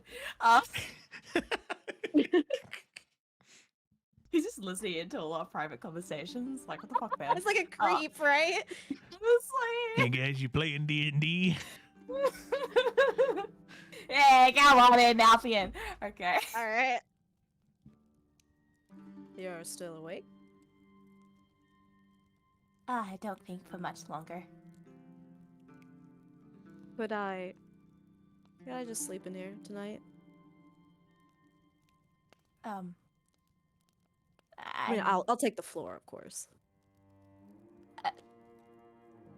I'm sure you can do a little better than a floor. I mean, this place is magic, right? Oh yeah. Does he need to clap his hands or press a button? Does yell out for ever. Bed appear. Joe, did that work? I really hope it didn't. No, it's Zevran's mansion. So if you want it to be changed at all, you gotta talk to him. Well, I mean, I guess could do that after, but All right. are you okay? Yeah. I'm good. And I he's mean, gonna... but there's a whole mansion available, and you... Why? I guess is what I'm really trying to ask here. Well, if I'm taking up too much space, I will leave. But... No, it's not that, but... Nothing's wrong, is it? No, Twig, nothing's wrong. I just wanted to spend time with you. We can play Kingdoms and Castles if you want to. I mean, I don't want to lose, so maybe so I give guess me then one. not play? Oh, okay. I could do that. I guess it'd be good to work out a strategy if I'm ever stuck in a hole that I don't think I can get out of with it. Then Yeah. that way I could find better strategies there. I feel like most of mine are just looking for winning from the onset, but it could be a fun challenge. You know what? I'm going to try very hard this time. Because I could just half my health, maybe only get Whoa. resources every second round. No, I think that'd be enough. Okay, I want to choose which deck you play. And then I want to choose mine. And then I go first. Oh. Okay. Yes, alright, sit, let's do this. Now I am sleeping in here, and I'm gonna sleep on the bed, and you can sleep on the floor. He, like, I mean, gruffly sits down. If he could just... Okay. And they would play, and now Finn's gonna try very hard. I want to roll, damn it. Tell me shit. what I roll. Oh shit, you need me for something? That's crazy. Yeah. Man. All right. Good here. So this is a best 2 out of 3. Wisdom or intelligence roll, your choice. You mean acrobatic? Not unless Let you're me trying to pick cheat, homie. +0 or +0? Oh yeah. Twig, is it just the picking of the deck, or are you doing anything to intentionally make the game harder for yourself? Yeah, Twig's gonna do exactly what she said. She's gonna start herself with half health and reduce the amount of resource gain she gets, you know? So does that mean I get to roll with advantage? Twig rolls with disadvantage. You roll a straight roll. Yeah. Oh fuck. Okay. This would be a really poor idea with my. And I'm also because if she's playing with another deck, I'm just gonna say she doesn't get any of her bonuses. Yeah. Because I can't remember where I put those bonuses, so I'm just not gonna deal with it. Yeah. Haha. Well, and we'll say Nalfine, you get +3 to your roll because I'm sure you picked the OP Afera deck. Yes. Okay. All right, straight So you roll get +3 and I get disadvantage. Great. and +3, right, from your wisdom? Well, +7 because wisdom and proficiency, right? Who are you talking to right now? Twig? Yes. Yeah, okay. So Nalfian, straight roll +3, wisdom or intelligence, and Twig, straight roll plus, well, I think I said 7. Or disadvantage roll. Wait, hold on. But if it's proficiency and my wisdom modifier, then that's +10. Oh, wow, okay. Woo. Wait, wisdom 14, modifier baby. and proficiency is 10? Well, her wisdom's +5, and our proficiency bonus is +5. Your so that proficiency makes bonus 10. is +5. That's crazy. Okay, 10, yeah. We're level 13. That's wild. I'm just going to use this because it has the right modifier, so... Okay, so 14, and then with disadvantage? So you might win this with my roll. So Nalfian, as you begin to lay out the beginning plays, you've played Kingdoms and Castles a few times, and you recognize one of the things Nalfian is great at is pattern recognition when he's fighting, right? He can see the steps somebody makes and then choose when to disrupt it. You paid attention to the steps Twig took in her early phases of the game. I have been learning from the master. Okay. And you have some of those same cards. You repeat those steps, and you do it well. As Twig, you get thrown off in the first round. Well, Lady Forrester, whatever will you do? Nothing like leans back a little bit. Don't let that pride come in, man. Oh, he is. Makes the It's all loss out all the the doing worse. the Don't do it. Yes, he is. Yes, he is. Yep. His legs are a little too long, like on the floor, but he's making it work. I love Twig's like twitching because she doesn't know this deck as well, and she just wants to go through and see what's there, but she also knows that you can't do that when you're in a game. Your move, my lady. All right. Okay, next round, let's go. A second roll. Does Twig straighten up, or is she still? Sit up. She sit up. She I lock hope in. I hope she locks in. Oh man. Oh man. How the turntables. All right. That's so bad. Nalfian, you don't recognize You, homie. I warned you. So right. any of the cards Twig, in your hand. You try and play things, and there's a couple times where Twig has to correct you and let you know that you can't play that right now. Oh no. You stumble through the round. It's not your best work. You know what? But Twig doesn't completely outshine you. She gets caught up where you two are neck and neck at the end, even though she's playing with half that amount of hit points and getting resources every other turn. We come to the final round. This is the moment when everything could make or break. So, make one more roll for me. Oh my god, my palms are sweaty. All right, here you go. Here you go. Come on, just run that one. That's all I need. Oh, shit me. Oh! Oh. A 16 versus Nalfian's 21. It's gonna be. Nalfian, Do I win the game? begin to draw the cards. Twig, you are dwindling on life points as you realize that, oh my goodness, he might actually win. And then Nalfian, the final card you draw. Alex Silverfoot, you have Morning Light in your hand. This combo together is unstoppable. Killer duo. You count your resources. You double, triple, quadruple count them. You have it. You can pull it off. You play Alec. You play Morning Light. Together you swing with both of them. And Twig, there is nothing you can do to stop it. If you would have chose to get resources like normal, you would be able to play the spell, should I forget the terms of the cards? 10 out of 10. Not diplomacy. Not real, Joe. Not diplomacy. Intrigue card. You play the intrigue. You would have had enough to play the intrigue card right at the right moment. But you are 2 resources short. That's all you needed. Sadly, Twig, there is nothing you can do to stop Nalfian's, albeit handicapped victory, but victory nonetheless. Nalfian, he extends his hand forward. To Twig shake. will shake. And she looks a little too happy about this. Maybe this means we could have a few more matches like this in future as well. I feel like with these changes, then, well, you at least get a fair shot, and this way I'll actually have this. You can see Nalfian was grinning, and then he realizes he won I'll in the actually have a most fair fucking shot. bullshit way. I'll actually have a fair shot to be able to train with you all, because, well, Lila is bad. Yorick is not as bad. I don't even know if Lila's played a game. You know, yes. But this might work. Yeah. We should play another Yeah. round. Oh, okay. Maybe in the morning. Oh. Okay, no, I'm sorry. Okay. Let's do it. Let's right now. Let's go. Oh. I like to imagine it is actually late and Twig just falls asleep. Like, He literally has cards stuck to her face. Nalfian is gonna scoop her up and then put her to bed.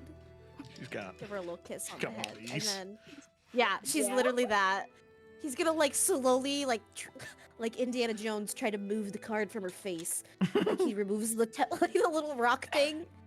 You know, my vision of my brain makes sense. Anyway. When he does that, the unconscious Twig is going to move to grab it. She wants to keep her cards. She like sleeps with it like a teddy bear. Yeah, absolutely. He will let her keep the card, but he'll tuck her in. And he'll clean up, and then under his breath, he goes, "Bed, up here." Fuck. All right. He like sits on the floor and like leans his back up against Twig's bed and just lays sitting.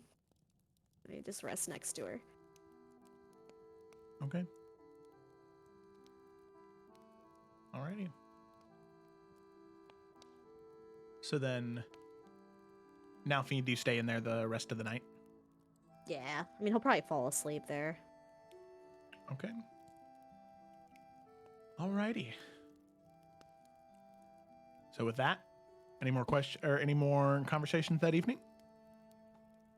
I believe everyone has talked with everyone. I don't think I could have another one.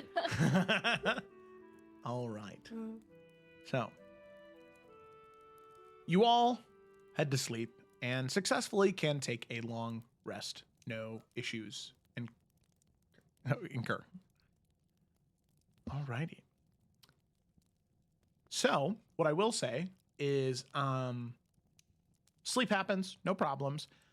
In the morning, Nalfian, as you wake up, needing only the 4 hours for trance, same as Lila, but Nalfian's always been a little bit more of an early riser than everybody else. As you exit out of Twig's room sheepishly to maybe get a glass of water or use the restroom, anything like that, you can see that Zevran is still up.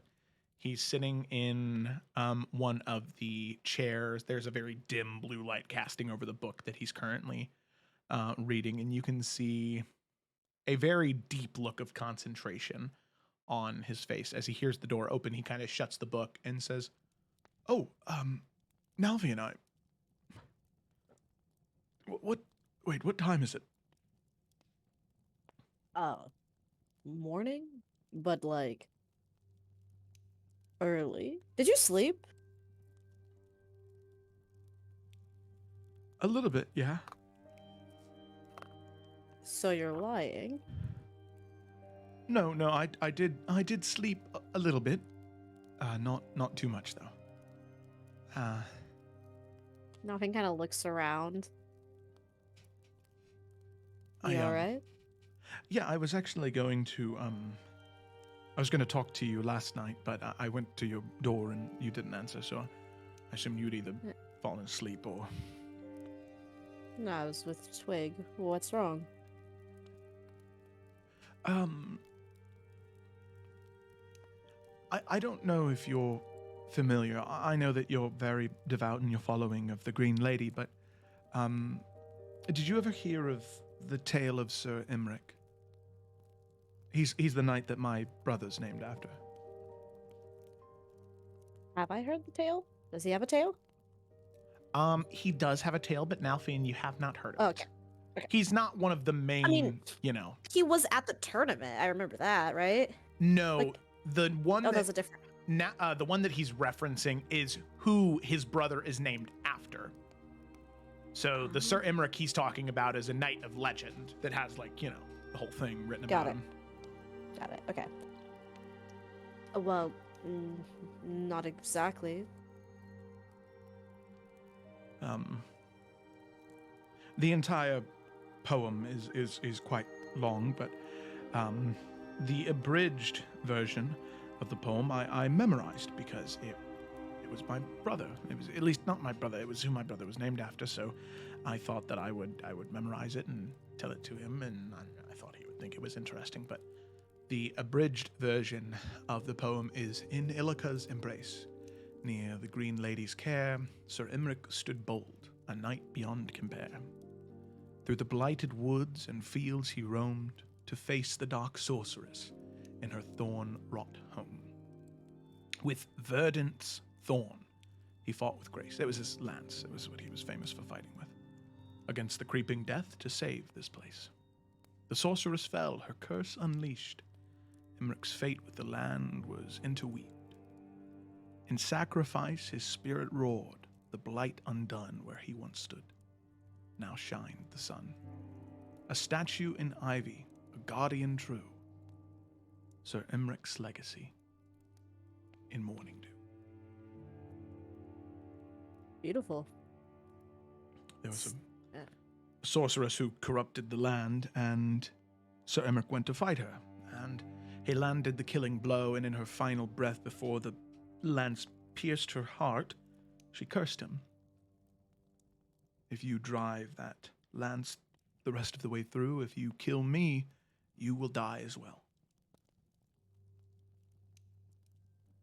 He didn't hesitate to save the land, to save his loved ones. He killed the sorceress, and he saved so many people.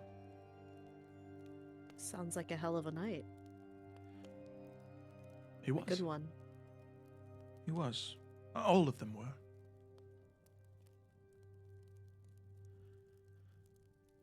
Why are you so sad about telling me this?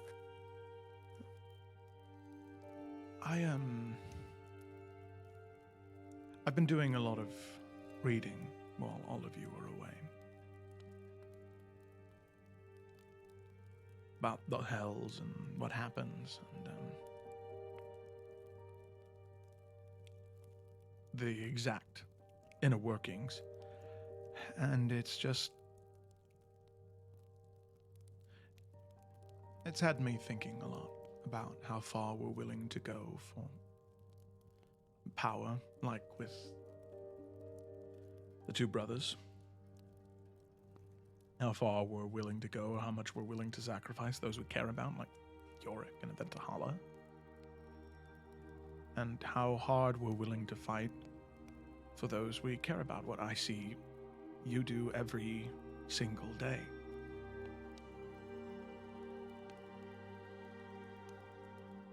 I've always found a lot of comfort in night stories because I don't really think I've ever been that brave. Obviously, in these circumstances, you have to be, but I mean, I stayed in a library for 20 years. Yeah, but look at where you are now. Call that bravery. I know, but I see it so differently. The bravery I have when I need to, and the valor that a knight like you carries with you every second of the day. Listen, you're giving me a lot of credit. Thank you, but I mean, shouldn't be counting yourself so short. I mean, we are the bravest when we are most afraid, are we not?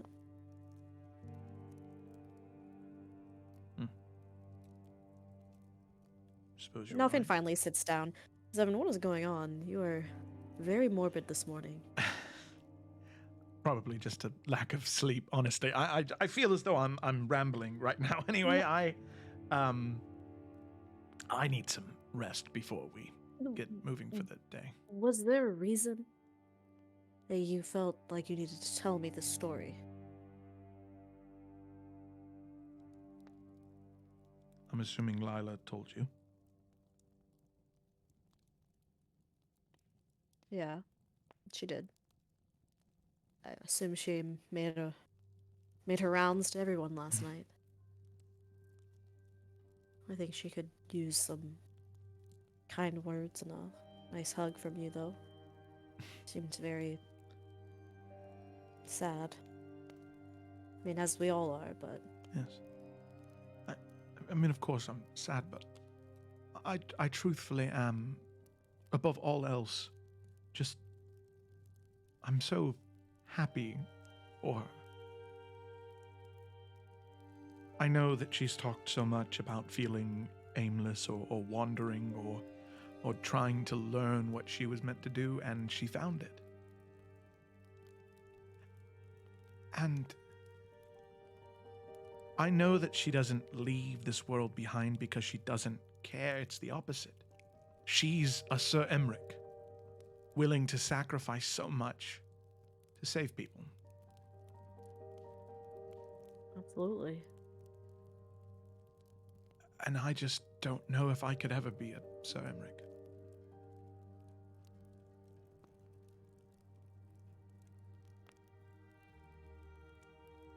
You know, if it mattered one day. Would I be willing, would I be able to make a sacrifice like that? I mean, like a good friend of mine recently just said, how do you know? You won't ever know until you have to make that choice. In that very moment. But Severin, I don't understand why you're cutting yourself out already. You are in the Hells. On a mission to gain signatures from these creatures of immeasurable power. In order to get a one-up on this creature, this dark one that is supposed to swallow the world in darkness. You being here alone is worthy of being a knight.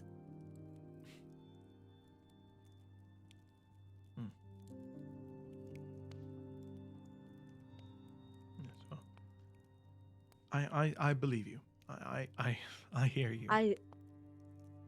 Why did you feel the need to tell me that story?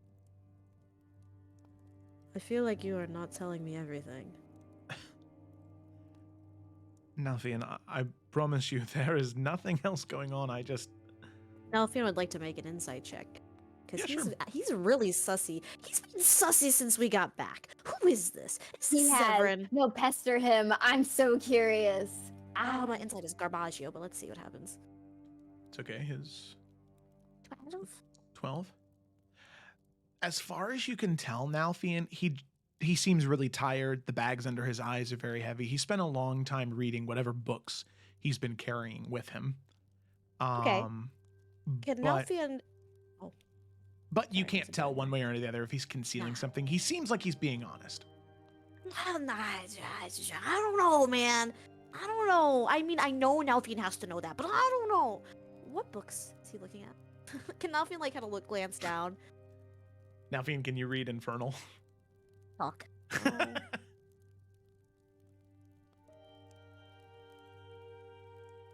Listen. Being a knight, you're not gonna figure it out just by reading a bunch of stories. Trust me, I tried that. It's important to get the tenets, the rules, you know, all of the foundation, sure. But to find the real grit of what it means to be a knight isn't something that is just gonna be on a page. It comes in the choices, the decisions that you make. And the sacrifices.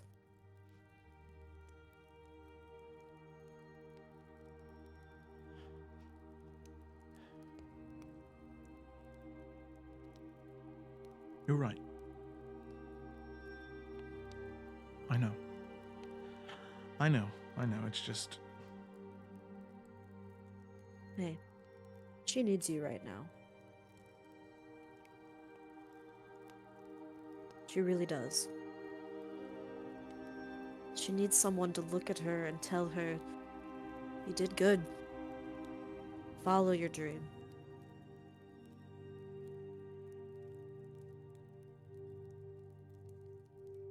And it should be you.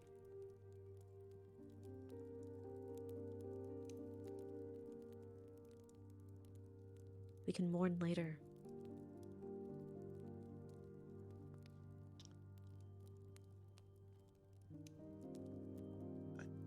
Nalfian, I have an odd question for you.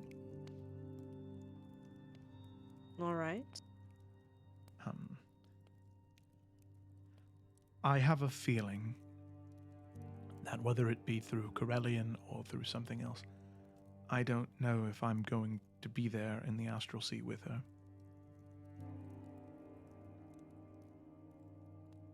All right. See, now this is where you're acting strange. Please, let me finish. I don't know if I will end up a constellation or if I will just be some author 10th year students at the college have to read that wrote books hundreds of years ago. I don't know what my final destination is, but I feel as though you could be a constellation. I feel as though all of you could, but after your service with the Green Lady, after you are laid to rest, the Green Knight, if you do become a constellation and you are in the Astral Sea, will you please watch over her?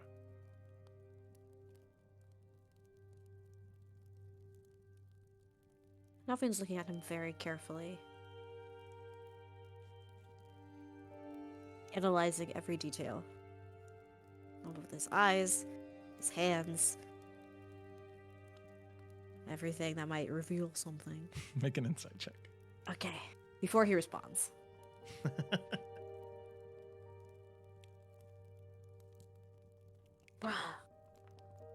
I know, Nalf does not have the same kind of, like...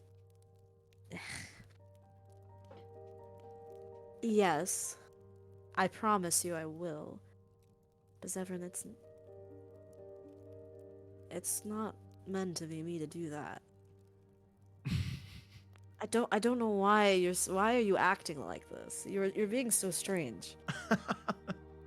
Nalfian, what part of I grew up in a library, I stayed isolated for 20 years would give you the impression that I am good at holding conversations about serious topics? It's very difficult for me to do. Alright. I will back off. For now. But this conversation isn't over. And I really think you just need to be there for her. All right? I will be. I have no intentions of not.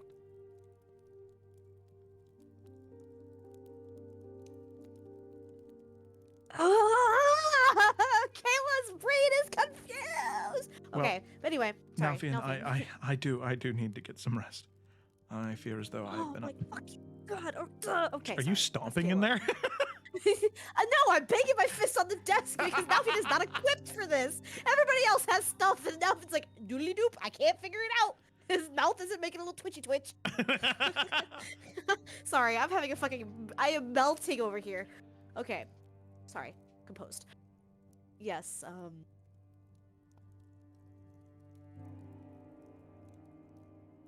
Go on.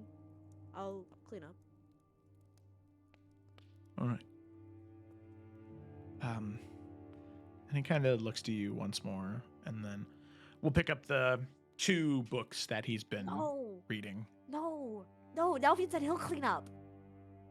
So he'll pick up the 2 him. books that he's been reading. Fuck him! I was gonna pocket those, you bitch. I'm too okay. Sorry. Continue. And as he's walking away, he will just kind of murmuring Sir Emmerich's poem, and as he's walking back to his door, you just kind of hear him murmur, "And sacrifice his spirit sword, the blight undone, where once he stood, now shines sun."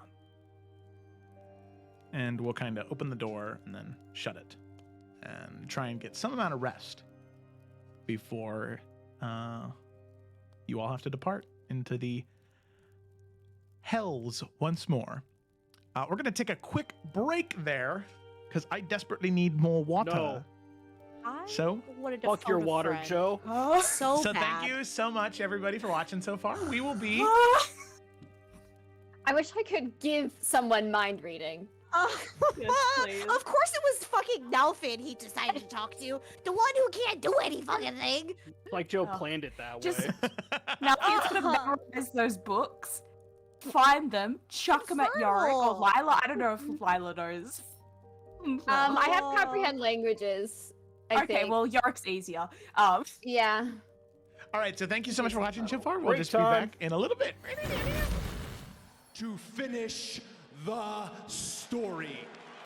Why isn't it possible? It's just not. Why not, you stupid bastard? Why isn't it possible? It's just not. Why not, you stupid bastard? He's gay, but he has a special connection to classical music. There's many things that are interesting about him. In Avatar: The Last Airbender, it is done so well. But here's the thing. It grows to be more in depth. The spirit world becomes a thing, and it grows even more in depth after that. More layers get added on more layers, right? Not everybody in the Earth Kingdom is good. Not everybody in the Water Tribes. They're not all underpowered, right? Because the Northern Water Tribe is so strong. And not everybody in the Fire Nation is evil. The layers continue to be added the longer the story goes on. In your campaign, do that. Most people have a hard time starting a campaign because they don't know where to start. They think they need 7 kingdoms, hundreds of houses, thousands of NPCs. No! Stop! You don't need that. What you need is 1 town, 1 place, 4 or 5 NPCs, and an inciting incident.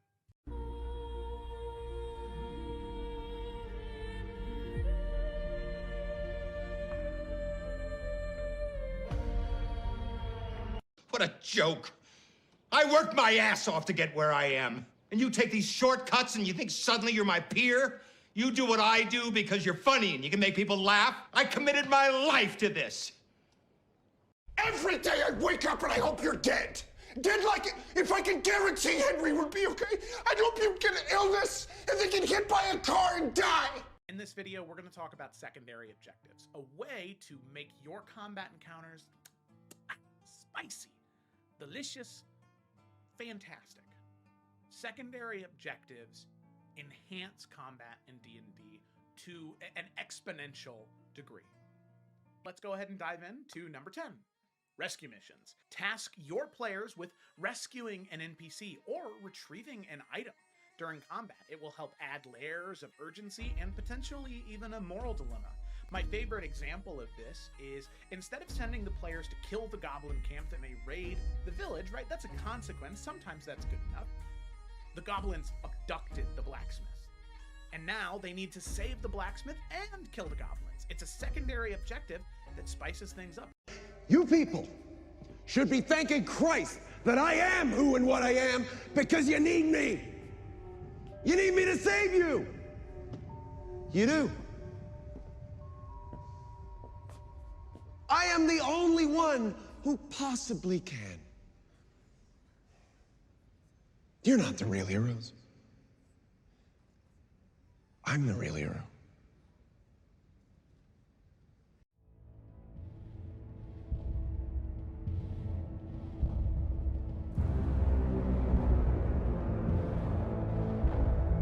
Holy, look at all this damage! Where?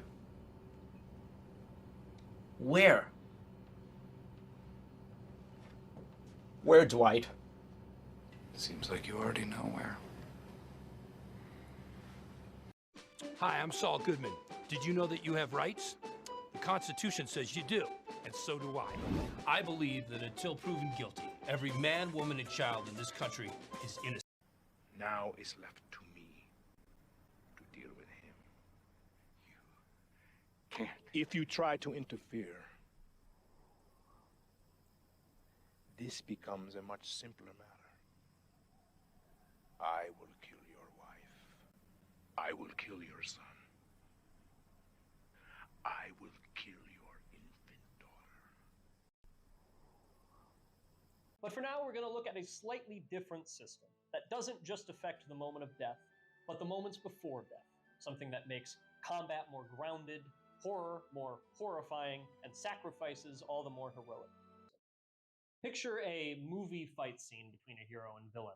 They're clashing blades, dancing back and forth, parrying, dodging, blocking, keeping up with each other's advances, surprising each other with new techniques and strategies, until finally, one of them lands a devastating blow. It's not just a graze on the arm, it's not just a smack on the chest. It's 0 HP. When using the point of no return system, we want to draw attention to this moment of the fight, to make that hit extra cinematic and weighted and affect the decisions that your players are going to make when they are given that critical choice of staying down or getting up.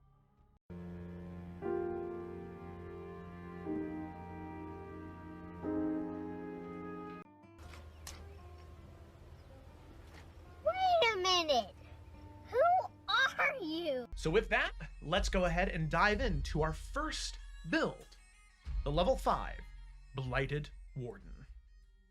In the shadowed underbrush of the ancient forest, where the line between decay and growth blurs, the Blighted Warden moves unseen.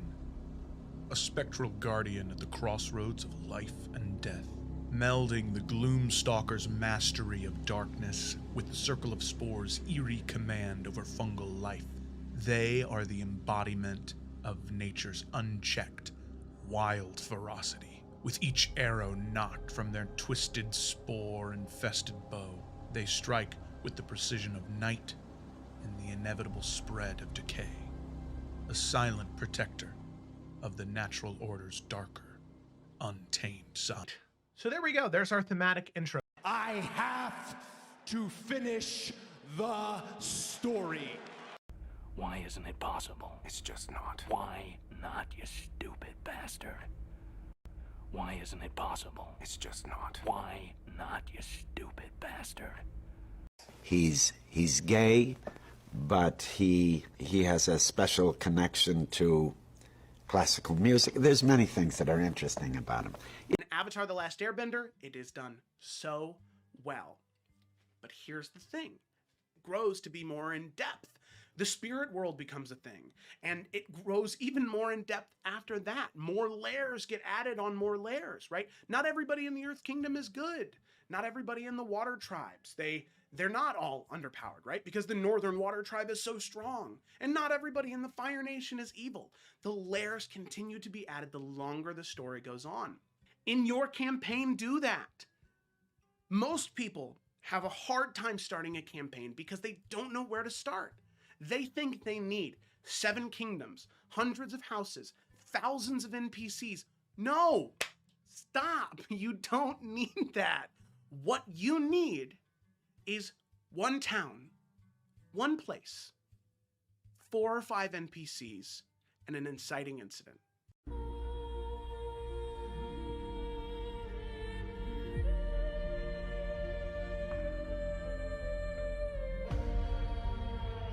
What a joke. I worked my ass off to get where I am. And you take these shortcuts and you think suddenly you're my peer? You do what I do because you're funny and you can make people laugh? I committed my life to this. Every day I wake up and I hope you're dead. Dead like if I can guarantee Henry would be okay. I'd hope you get an illness and then get hit by a car and die. In this video, we're going to talk about secondary objectives, a way to make your combat encounters spicy, delicious, fantastic. Secondary objectives enhance combat in D&D to an exponential degree. Let's go ahead and dive into number 10, rescue missions. Task your players with rescue. Hey everybody, we're back. Happy to be back. Let's dive back in. Our group of adventurers has spent the night and a brief snippet of the morning talking back and forth about many different weights that currently rest upon their shoulders. Themes of loss and love and sacrifice and care, all through lines throughout the night and into the morning. But as our adventurers awake after having successfully taken a long rest and one conversation following it, it is now time for them to exit the mansion, returning back into the hells and preparing to head deeper into the ruins of Mal Domini. Deeper into the ruined city of Malagard, so they may commune, so they may speak with Beelzebul, the current lord of the 7th layer of the 9 hells. So, my question to all of you is, as you gather your items from the mansion, you prepare yourselves to leave, does anybody else have anything they want to do in the comfort of the mansion before leaving? No. No. Nope. No. All right. Love to see it. So, with that, all of you will, let me go ahead and get that gross ambiance.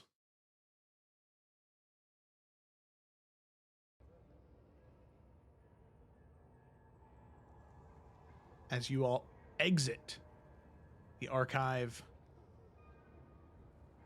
and you return to the beginnings of the ruined city of Malagard, your arrival point. You step back out into the tavern and then out back into the city. The squelching of various liquids returns. and other things underneath your feet, with one goal in mind. Well, a couple goals in mind, but right now, at least getting to Beelzebul, so you can speak with him about potentially signing your contract. So, let me go ahead and just one more thing here. Let me just go ahead and play some freaking music. Ooh, that was a gross one. Okay.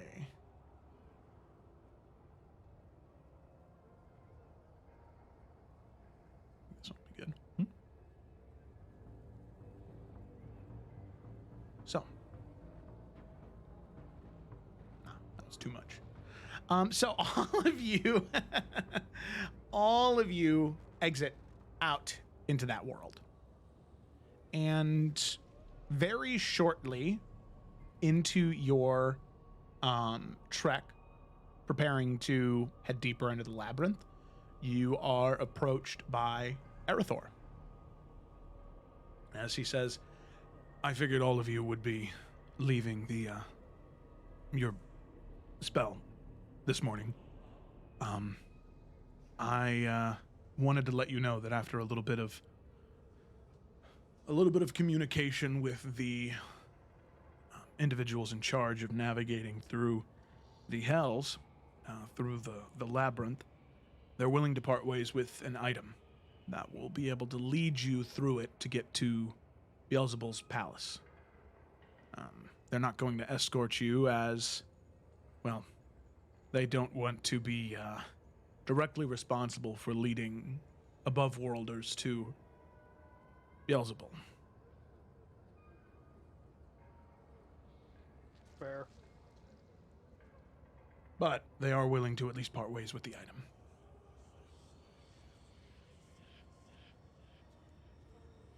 So, Great. all right. Thanks for that. Of course, and you'll have to go get it from,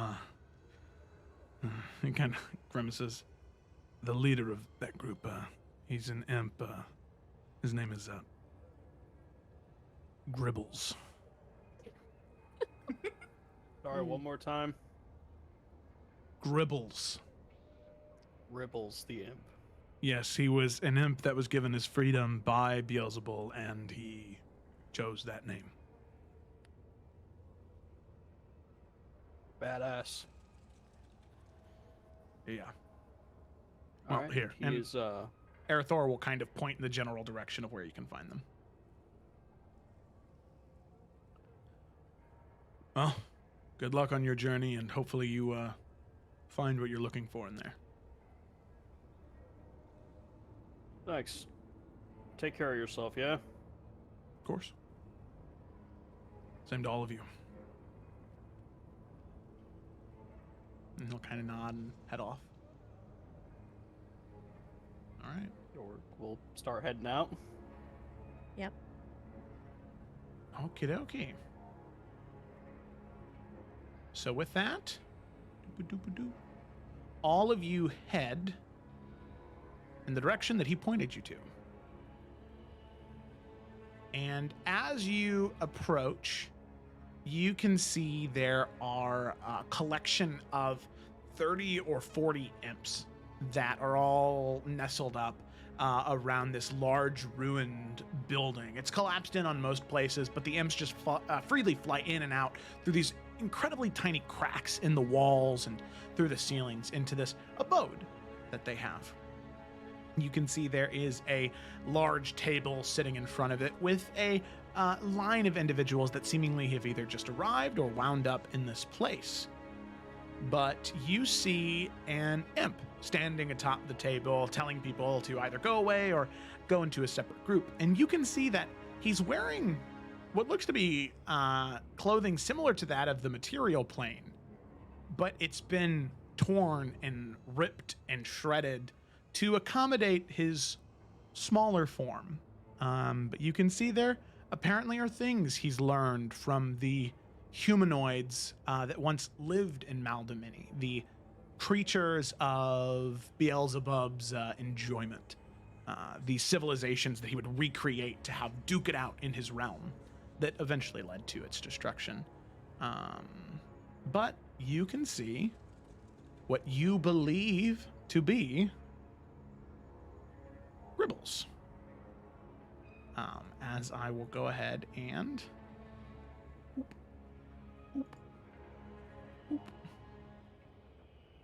share his art. Oh, he's a cutie. As oh my god, he is sort of like gesturing around, telling people to go away or come, and he says, "Yeah, you, go, shoo. I don't want to see your face here any longer. Please, go, get.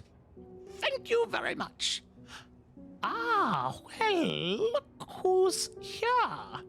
The individuals who I presume sent to collect a special item. Is that the case?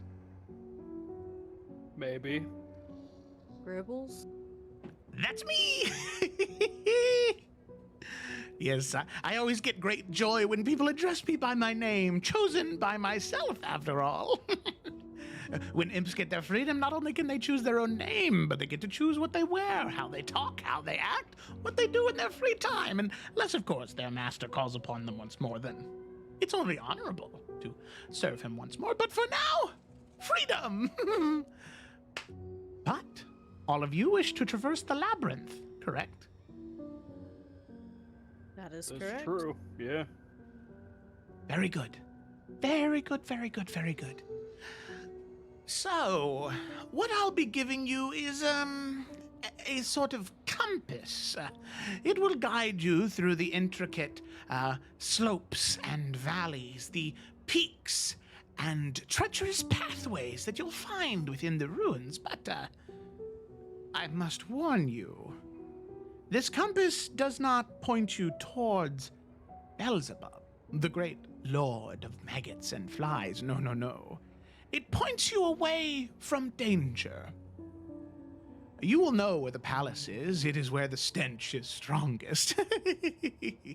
Follow your nose and you will get there in no time. But avoid the bad things. There are many, many bad things in the labyrinth. But you seem well equipped. Look at that glaive and those swords, the magic that radiates. You'll be fine. If you avoid the danger, that is. And this compass will just work. Always. Uh-huh. No charging, no feeding it or anything strange like that? Nope. Listen, I don't know.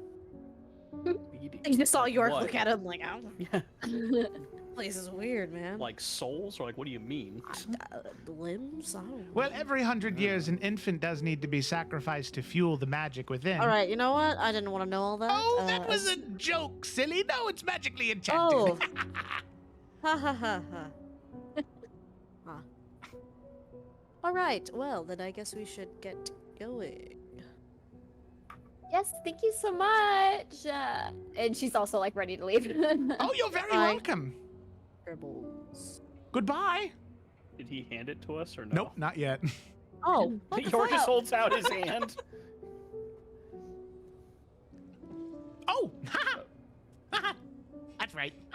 You see him reach into the jacket, and he pulls out covered, doused Yorick in blood, sinew, and other more undesirable liquids in your hand. Don't know where that went, but whoopsie. I can guess a few places. Looks like it's been everywhere. You don't Opening even know it up half is- of it. Is if York opened it right now, is like anything popping off? Yeah, Yorick, as you pop it open, you can see that it's very strange as a compass. It's only a compass in the size and the shape, but you can see that all around the edges there are these like, man, what is the right word for this? Almost like a bar graph that like goes around the entire circle, and as the bars get taller, there is more danger in that direction. So you can see that in front of you, the bars are high except in one path, directly in front of you. Behind you, there are no bars. But in front of you to your left, there are some, and in front of you to your right, there are some. There's one path that you can lead directly in front of Gribbles, or directly behind Gribbles, that seems lacking of danger. Nothing. It's pointing right at you. Is there anything you want to tell me? Oh. Imp must All right, have his cool. tongue. Guess not. Guess we'll just go then. Are you sure? Yeah, I'm pretty sure. You can Good stay if meeting you though. like. It's alright. I like your hat though. Oh, thank you I so think much. it's time to go. You don't need to leave. I mean, we kind of have things we need to do, so, Yeah, bye. Are you sure? Huh? Will you be back? What is he? Maybe. One day. Wait, why does he insight? Why is he asking? Why does he want us to? He's just a lonely little Make guy. make an insight check. He just wants friends. I don't know. There's another motive. 17. He likes you guys. Read his Aw, he likes that. He could come with Well, us. what if we? God, no. You Are you die. sure? Are you sure? What if I turn around right now and be like, "Do you want to come?" Do it. Do it. Do it. Don't. Lila will turn around now that she knows that Don't he likes us. dare. I mean, do you want to come? Nalfian will Into look the at Lila. labyrinth? Oh, hells no. No, no, no, Oh. no. Well, it seemed like you liked us so much. Oh, I like you. I want you to stay here. I'd hate to see you disemboweled from nip to navel. Oh, we'll be all right. Probably. Most of the time we are. And then she blows them out. You just say nip to navel. I heard that. It's a Okay. short distance. Well, It's a very short distance. Yeah. how far are you I mean, getting it hits all the disemboweled? vital There's bits. Yeah. it's No bowels anywhere else. yeah, I there's guess no you're right. bowels anywhere else. It's just kind of funny to think about. Someone says like head to toe, you know, I was thinking like the whole span is like hits me. Yeah. Right there. Yeah, it's that. It's Yeah, that these area. essentials. I understand That's what where you're the saying. bowels are. Anyway. Yor goes in. Oh, no. All right, we'll be safe. Come back soon. He's so I also want my cute. compass back, so you have to bring it back regardless. My super not coming back. Did he say Wind. something? Coming back. I didn't catch that. The wind. Well, we're totally coming back to help him, right? We Or to are. give it back to him?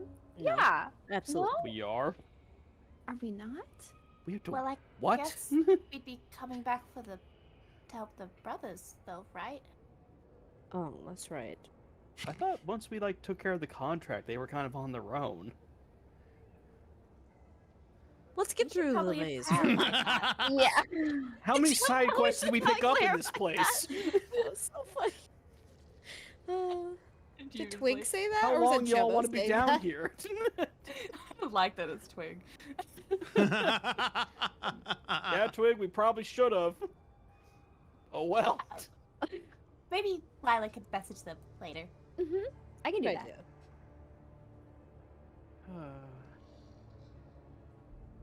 And we walk.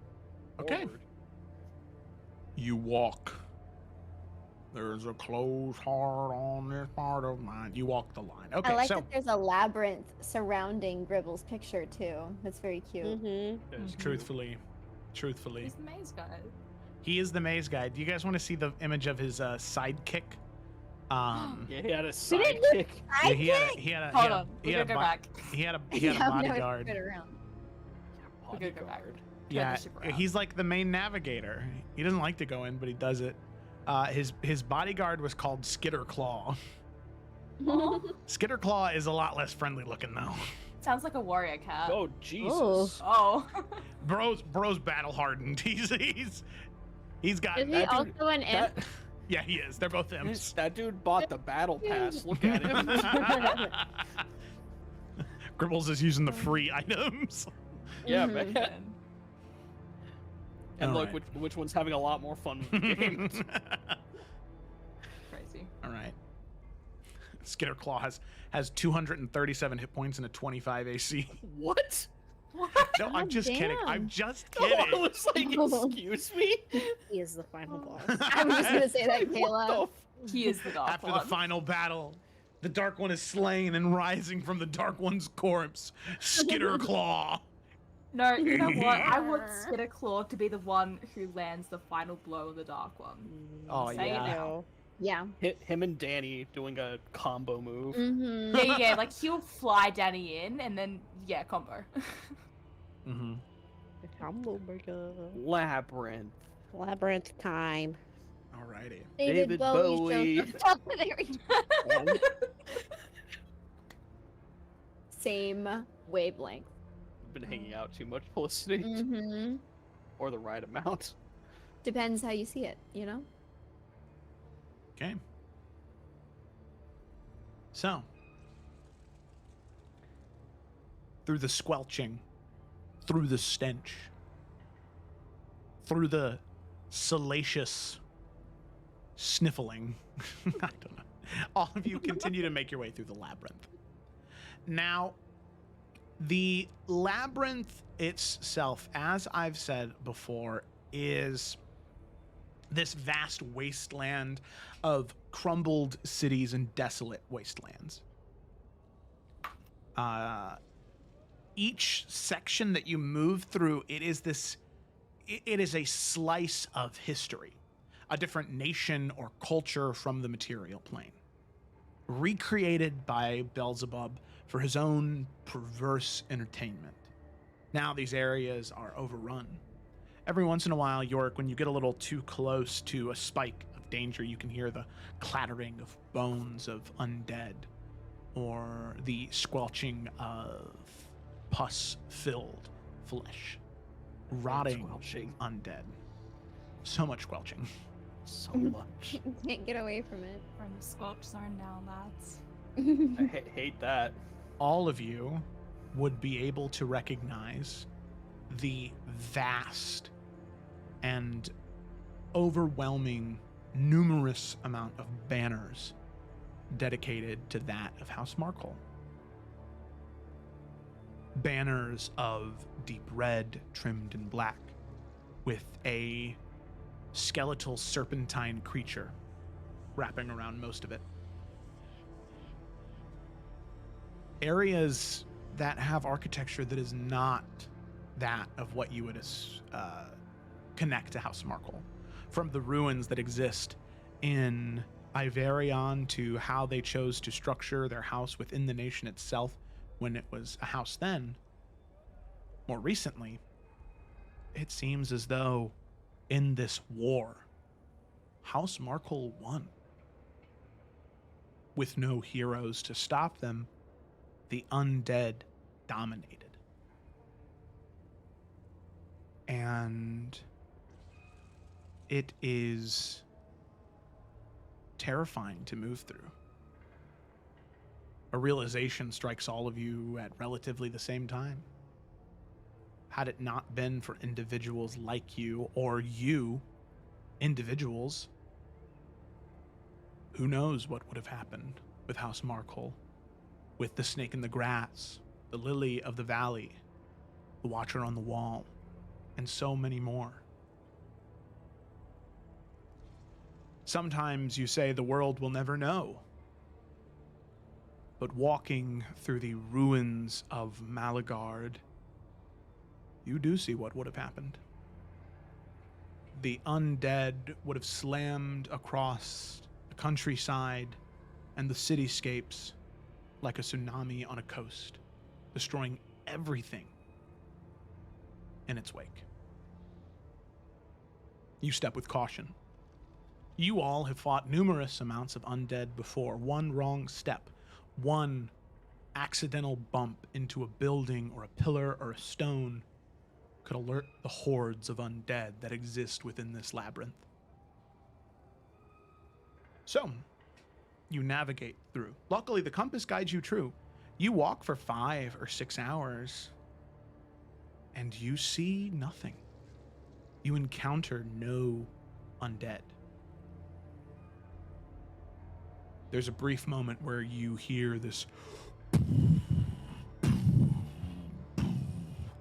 massive stomping, building shake around you. For a moment, a building that's about 5 or 6 stories tall, a tower, looks as though it's about to topple and crash down on all of you, but falls in the opposite direction. And as the tower falls, you see this giant skeleton moving throughout the cityscapes. The same ones that Yorick and Nalfi and the two of you fought within the ruins of House Markle. Except those ones, the eyes glowed purple, but there were no markings on them. You can see over the skull and the chest and the arms and the legs, the torso, every inch of this giant skeleton's form is covered in Dowie symbols. Twig, you would be able to recognize all of them that exist. you would recognize the symbol for luck. The symbol of dragon. And the symbol of the beast. Those three are repeatedly etched against them. And from the research that you gathered when you were within the Snake in the Grass's abode and what you would have learned from Geldovan, the symbol of luck causes wild magic surges around these individuals or around the creatures when magic is cast near them. Dragon gives them massive, dragon-like strength and the power of flight. And then beast gives them some type of malformed, monstrous ability. Looking at the skeleton, the giant skeleton, you have no idea what it may be, but those three runes are present, Twig.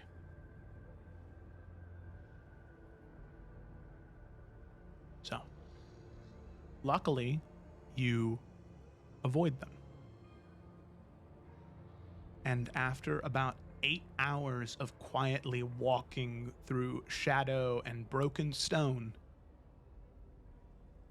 you arrive at the palace of Beelzebul. And deeper within the ruined city of Malagard, you can see a long set of stairs leading up to a ruinous palace. So, as all of you begin to approach, is there anything you'd like to say or anything you'd like to do? I put it in chat. I don't know if you Yeah. saw it though. Because we're gonna get like a glamour scepter, whatever it's called, to bargain with Beelzebul. Uh-huh. Was that in the city itself or in the maze? Because I imagine we'd want to get that before we talk to him, right? My notes just said it's lost. If it was mentioned where it was, I don't know. Yeah, I don't have anything there either. That's why I'm asking. I would say, from the information you got from your little guy, that area, the sort of deepest recesses of where House Markle was, is beyond the palace. So in order to get there, you would need to sort of receive that approval from Beelzebul anyway. Okay. Unless you just want to break the rules and go around the palace. I don't think that's a great idea if we're trying to get this guy's good side. Yeah. Okay. So I guess we proceed forward? We do. Yeah. All right. So you proceed forward. You march up the steps, and eventually you all, 5 material plane travelers, enter the throne of Beelzebul, the lord of the 7th lair of the 9 hells.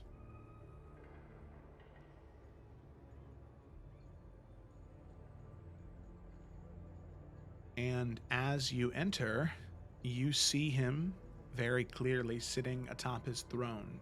And in this palace, hundreds, if not thousands, of devils rest. They sleep, covered in rot and bile and blood and pus. You see anything from imps to pit fiends to masters of cruelty and creatures known as howlers. These like massive, like hippopotamus-sized hellish dogs that have these expanding necks that let out these roars that are known to shatter eardrums and bone. You see him, the Lord of Flies. His nightmarish form is this blend of demonic and insectoid traits. His face is reminiscent of that of a fly. It features multifaceted eyes that seem to stare deep within you. His body is covered in chitinous plates, giving him an almost armored appearance. But the strangest thing about it is, despite this monstrous form, just entering the room, there is this charisma? Fear? There's something dwelling deep beneath the rot. Something beautiful? But it's so far removed from what he is, you can't help but feel this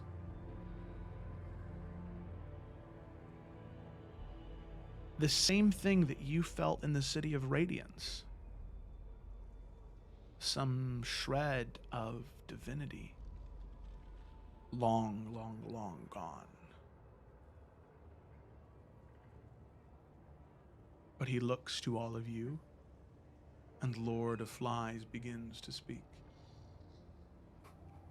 So then, these are the heroes that saved Levistus, who freed Baal,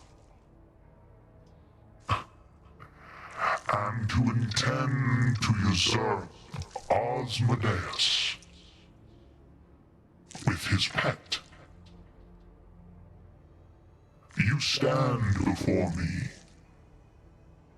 I know you are not idiots.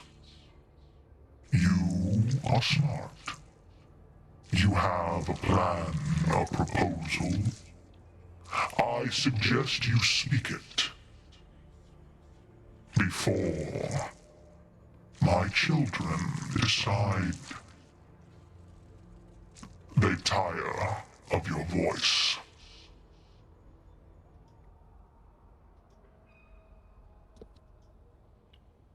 I mean, Nalfian would just, like, summarize in very basic, simple terms that we've come for him to sign the contract. And, like, we can even, like, Nalfian wouldn't be against just walking closer to him and, like, I don't know, we don't want to be patronizing and read him off every single rule, term, and agreement, but, like, give him the gist of it. And he would just add to that, I can allow you to read through it thoroughly yourself, but I figure I'd give you the most important information first. This is in your benefit.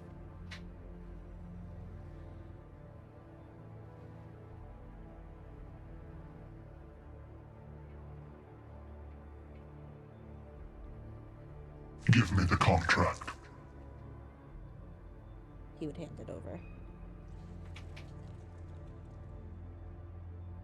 You can see as he takes it. Nalfian, he probably stands a good 20 or so feet taller than you. I mean, he has a monstrously large form. The throne is massive. He holds the contract and he begins to read it, term after term after term, reviewing it diligently.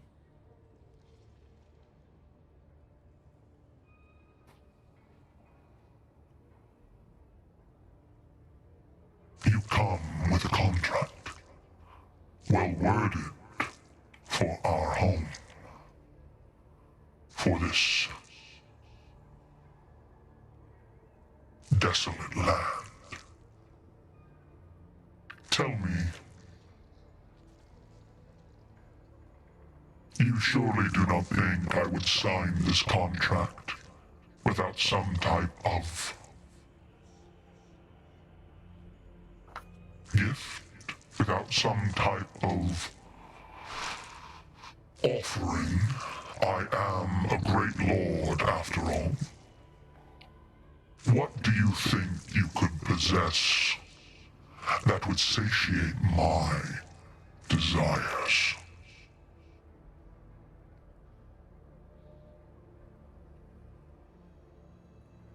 History.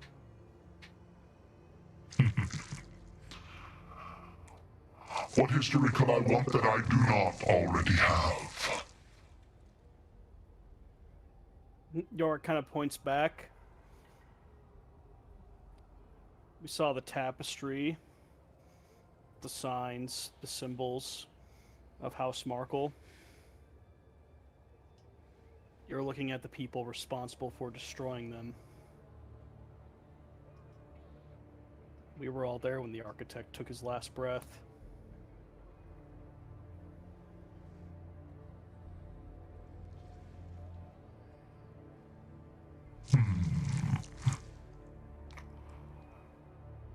Very interesting.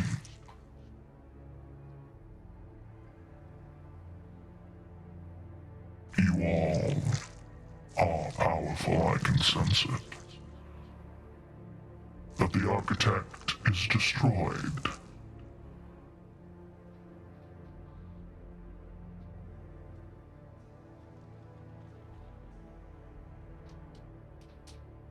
Well, then perhaps the better question is, what do you want? That is within reason for us to give.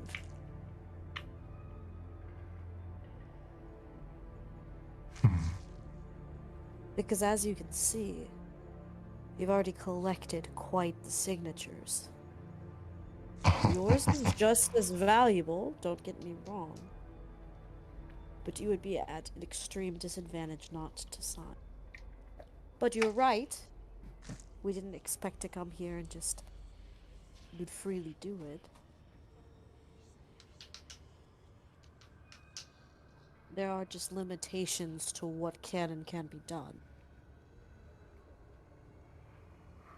You speak boldly. I admire that.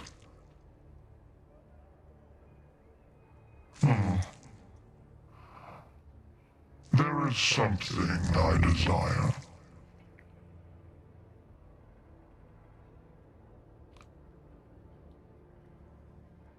But I do not wish to divulge such information. Should you come to me to make a deal, I would hope you had done your research. If you do not know what I want, then I will not tell you. There is a scepter you're looking for. No? Yes? You can see the fly like eyes, all like several hundred of them, all look up and at you at once.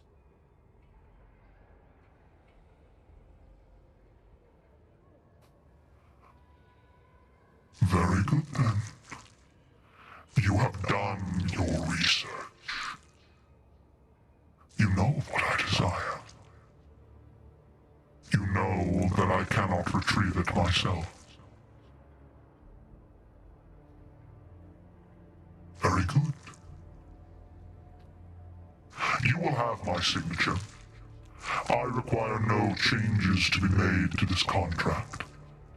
All I desire is for you to bring the scepter to me. Show it to me, I will sign your contract, and then give me the scepter. After, of course, I am bound to this contract to not deceive, or destroy, or harm your intended sovereign.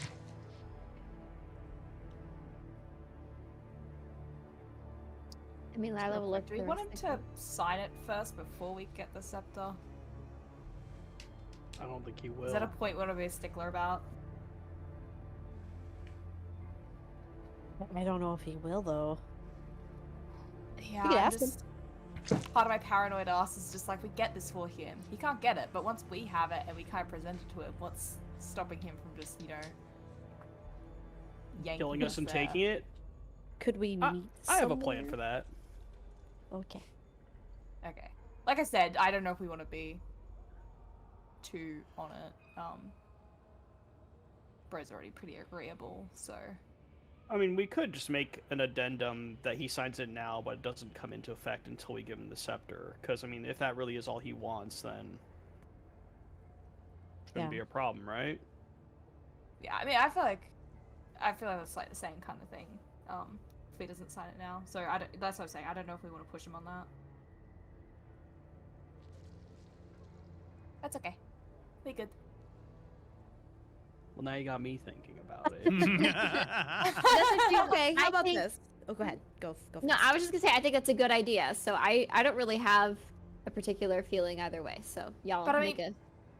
Wait, you said that you had a thing to assure it, right, Eric? So like. Oh, I didn't say it sure. I just have a Well, plan if he help tries with anything it. smart. Yeah. I mean, care to divulge? I mean, like, there's a war going on, you know? And Glacier's winning. Like, that's just the reality. And he knows how strong we are. So it's like, yeah, you and your 100 or 1,000 devils, like, they can fight us. But you know we're going to take a lot of people with us, and it's going to put you in a worse position for the war. And I think he wants to win at the end of the day, because he clearly doesn't want Glacia to win. So, I mean, killing us only makes things harder for him in the long run. Which is why I just don't think he would do it. Okay. Would that work? Don't know, but it's kind of the best I got. But again, we can suggest an addendum to the contract. I don't think there's any harm in throwing it out there, because if he has every intention to sign once we bring it, then literally it's just like, hey, this isn't binding until we deliver this. Yeah, I mean, I'm not saying we change the contract anyway. But yeah. Could we arrange to meet alone? You know, honestly, I'm now really siding with you, Ryan. I almost think we should, because like devils can be tricky sometimes. So, like maybe he won't follow up on his word once we give him the scepter. It's kind of like Okay, wait, but if we're gonna have to go assumedly back through his palace to get out, I mean, if he signs it now, we're gonna have to get to him anyways. And so, like, it kind of makes, like, I don't know how I phrase this. It gives him that guarantee that we will have to, like, go through him before we leave. So we're gonna have to give him the scepter. It's like, there's no negative to him signing now. Yeah, just with I the think addendum there's- that it's not going into effect until. So, I mean, Well, here's the thing. I don't think the addendum, fuck. An anemone. The anemone. I don't think the anemone needs to be made, because like I don't think that changes anything, adding it or not. It's just, do we get him to sign now? I think the addendum's necessary for him to feel comfortable signing it right now, though. Like, that's kind of how I'm feeling about it.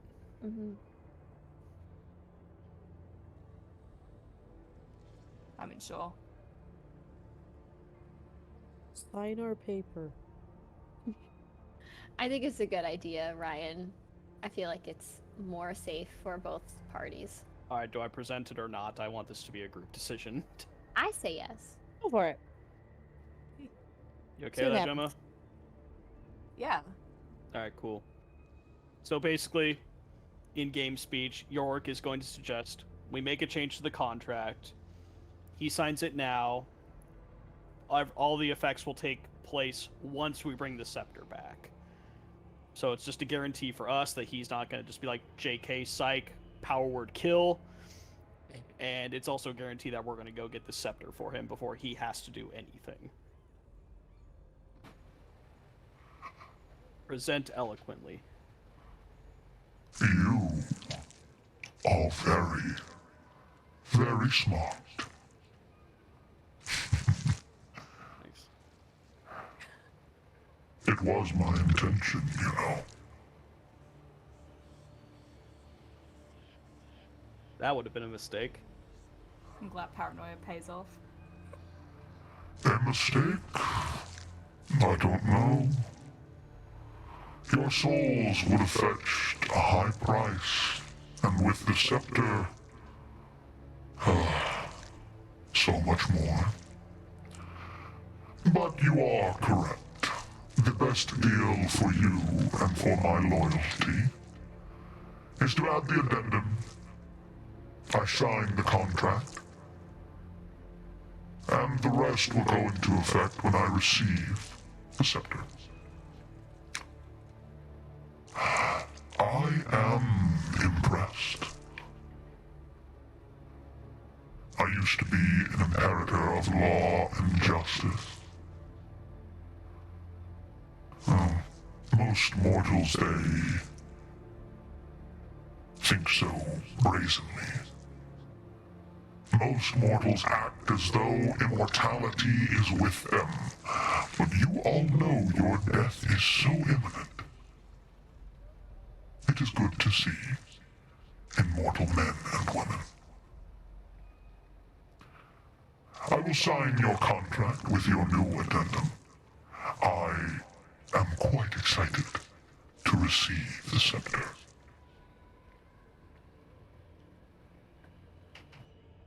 And with that, yeah, the addendum, it's very simple wording. We don't need to, he will sign with that addendum added. That no harm will befall all of you in the interim, not caused by Belial. Not Belial, that's another guy. Beelzebul. Not caused by Beelzebul. And he, the rest of the contract does not come into effect until the scepter is within his hands. Between. What do we? He's got to be freaking holding it at least. Okay. All right. He signs the contract. I don't mean to be too pushy at all. And don't understand. And of course, you're under no obligation to answer, but why do you want to look like you have radiant?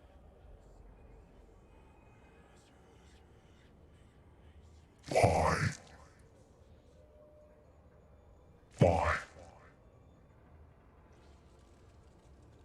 It just seems to be a very unpopular thing down here.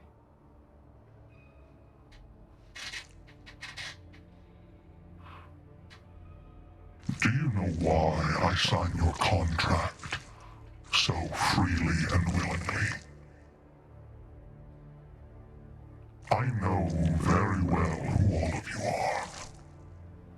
Your lineage, your choices that have led you here. But do you know why I'm here? In this pit of filth and rot.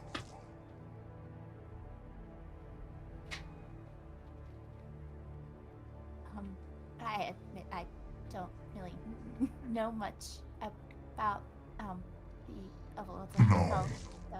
you do not. I was a high imperator of the seven heavens of Mount Celestial. I sat atop the tallest throne.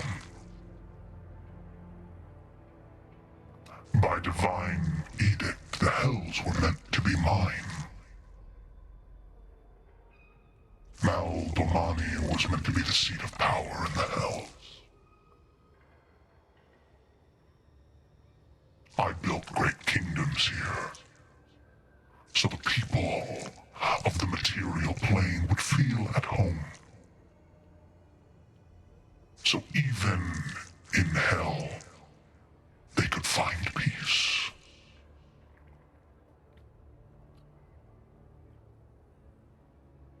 Asmodeus challenged me.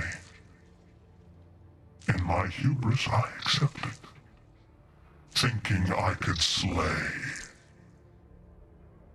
a fiend.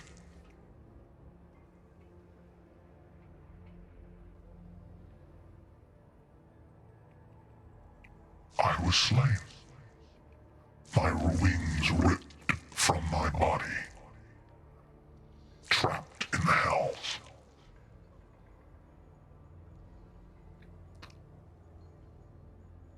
So in my ruinous kingdom, I tried to take back what was mine.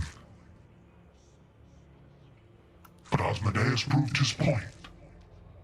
An angel is unfit to rule the hells if he could be slain by such a simple being. So he ruled and cursed me to never know divine beauty once more. And so,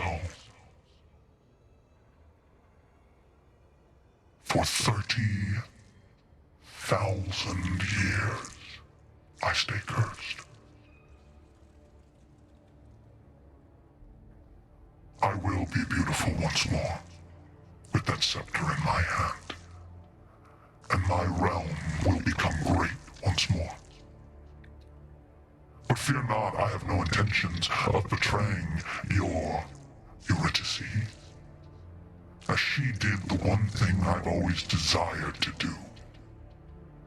Slay that coward, and show him fear.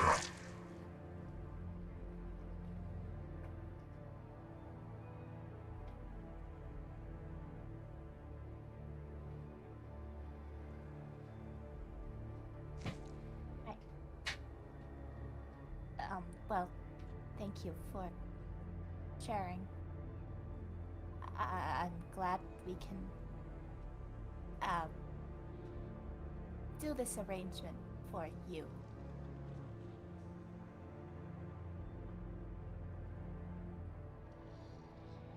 You see, he nods, the sort of buzzing of all these wings around his head.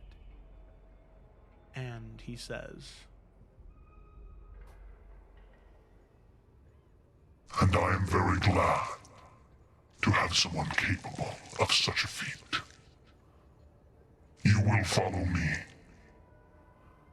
I will lead you to the deepest recesses of the palace.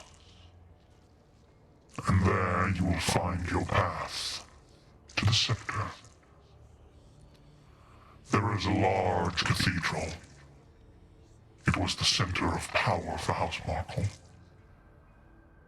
Deep within, one of their rulers remains. An undead tyrant commanding the legions you see within my realm. Not only if you slay him do you get the scepter to give to me, but you also cleanse my realm of the majority of the undead that plague it. 2 birds with 1 stone. But you must follow me to begin your journey. and with that, you can see his form shift and change into this horde, this swarm, massive in size, of locusts and flies, just buzzing all around each other as it begins to slowly fly off and around the throne, leaving all of you to follow. Yay. So, you do this very delicate dance as to not wake any of the fiends that lay sleeping around you, covered in all manner of disgusting materials. As you tiptoe around, eventually making your way around the back of the throne and leaving the palace.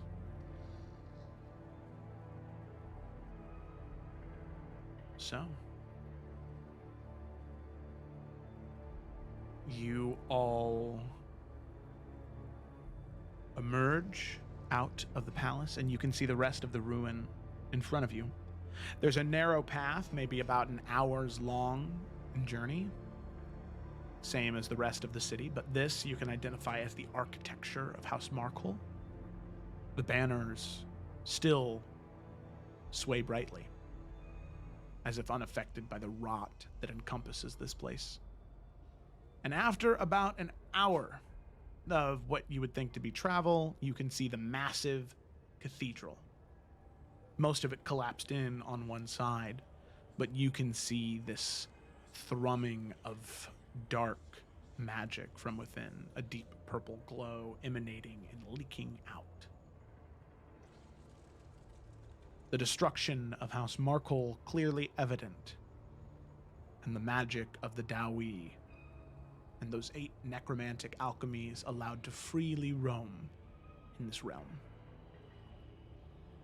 So, with the path in front of you, you can see the insect swarm fly back into the palace, leaving all of you to descend. So, start heading down the steps and heading towards the cathedral. Yes. Yeah. Okay. Yorick? Do you check the Yeah. compass? Sure. There is not a safe path. Cool. Everywhere is danger. Still lighting up when I point at you now. It's the weirdest thing. Hey. Hey. I didn't make it. It's pretty racist, York. Whoa, whoa. That's great. Okay, so on your way there, what's the marching order? Just curious, for no Things reason. Never change. Nalf and York up front.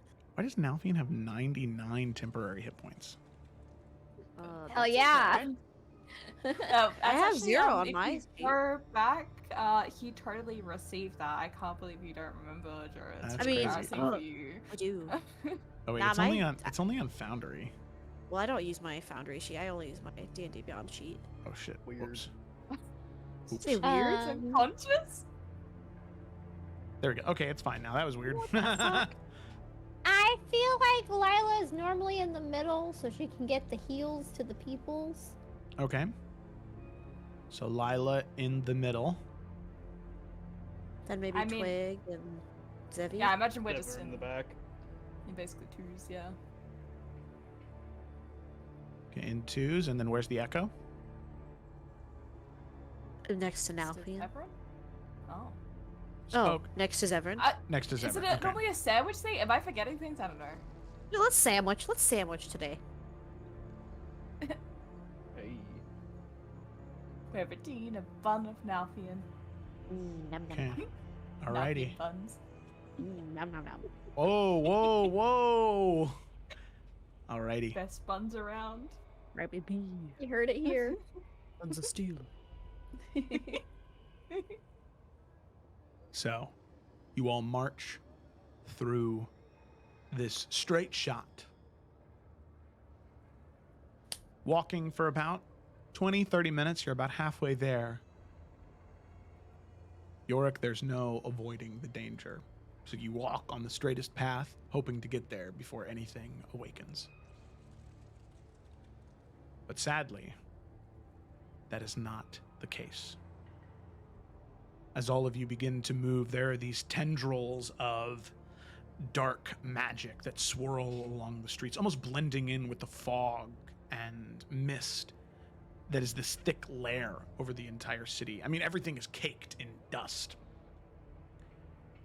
As almost like a tripwire, you walk over it, all of you. You can hear the rumbling of stone and rock. Buildings crumbling around you as 2 massive giant skeletons begin to emerge, flanking you on either side of the streets. You hear a stone wall burst and crumble down with the sight and sound of fresh meat. You see this drooping, bulbous skin, this large, pale yellow eye in the center of the skull, a large toothy grin, and multiple decaying tentacles hanging off the side, each one etched in Dawi runes of dragon. The giant skeletons etched in the same dragon Beast, and Luck. As you all see these 3 creatures in front of you, 2 giant skeletons and a beholder zombie. As they emerge, they look to the fresh meat that has just entered their domain. And as the skeletal giants raise their hands to slam down at you, and the beams of the beholder zombie prepare to shoot towards you, you prepare yourselves for battle. But sadly, on that note, that is where we're going to go ahead and end tonight's session. Thank you so much to Little Horace Lupercal for following right as we were ending the session. Oh, that's thanks, very Albie. kind of you. I'm ending here. I know we said we could maybe go a little bit later, but I'm ending here because it's a really, really, really good point to end. Because next session that you guys have is going to be quite a bit of combat. So this is going to be, I think, maybe a session or 2 of some combat time. So, and that is combat time probably without a long rest. So, Good to know. so just, I'm in your corner here trying to help you out. So just prepare for that. All right. Okay. Unless all of you decide to use the mansion, and then, whatever happens there, consequences are your I own. don't know. Zevran's been a little weird. I don't want to sleep around him. That was a weird sentence, Nalfian. What do you mean? I don't want to Nobody doesn't want to sleep with Weird Zephyr. No sentence. one's sleeping with Zevran anymore. Off the table. Roughy. You've locked out of his romance. All right. So once again, thank you, Little Horace Lupercal, for the follow. Be sure to follow. Well, you did. Duh. Be sure to subscribe on YouTube if you're watching on YouTube. Join our Discord server if you want. The link is in the bio for that if you're interested. Lots of good stuff happens there. We also do like D&D advice videos on YouTube. If you're a new DM or a new player, lots of good stuff on there. So thank you very much, partners, for watching. Much enjoyed. We will be back on Tuesday, not for a D&D stream, but probably just for like a hangout, little video game stream. Next Wednesday for the Tales of Iverion, and probably next Friday for the Isles of Iverion as well, just because we got some things going on Saturday. I actually have a normal Saturday rehearsal next Saturday. Oh, you It's do? not at an insane time, yeah. Oh, cool. Because I won't say that part on stream, but yeah, yep. Friday or Saturday. Friday we'll or see. Saturday. Be sure to join the Discord server so you can see the weekly schedule when it comes out. Woo! All right, thanks for watching, everybody. We'll see you next time. Had to make sure I hit the right button.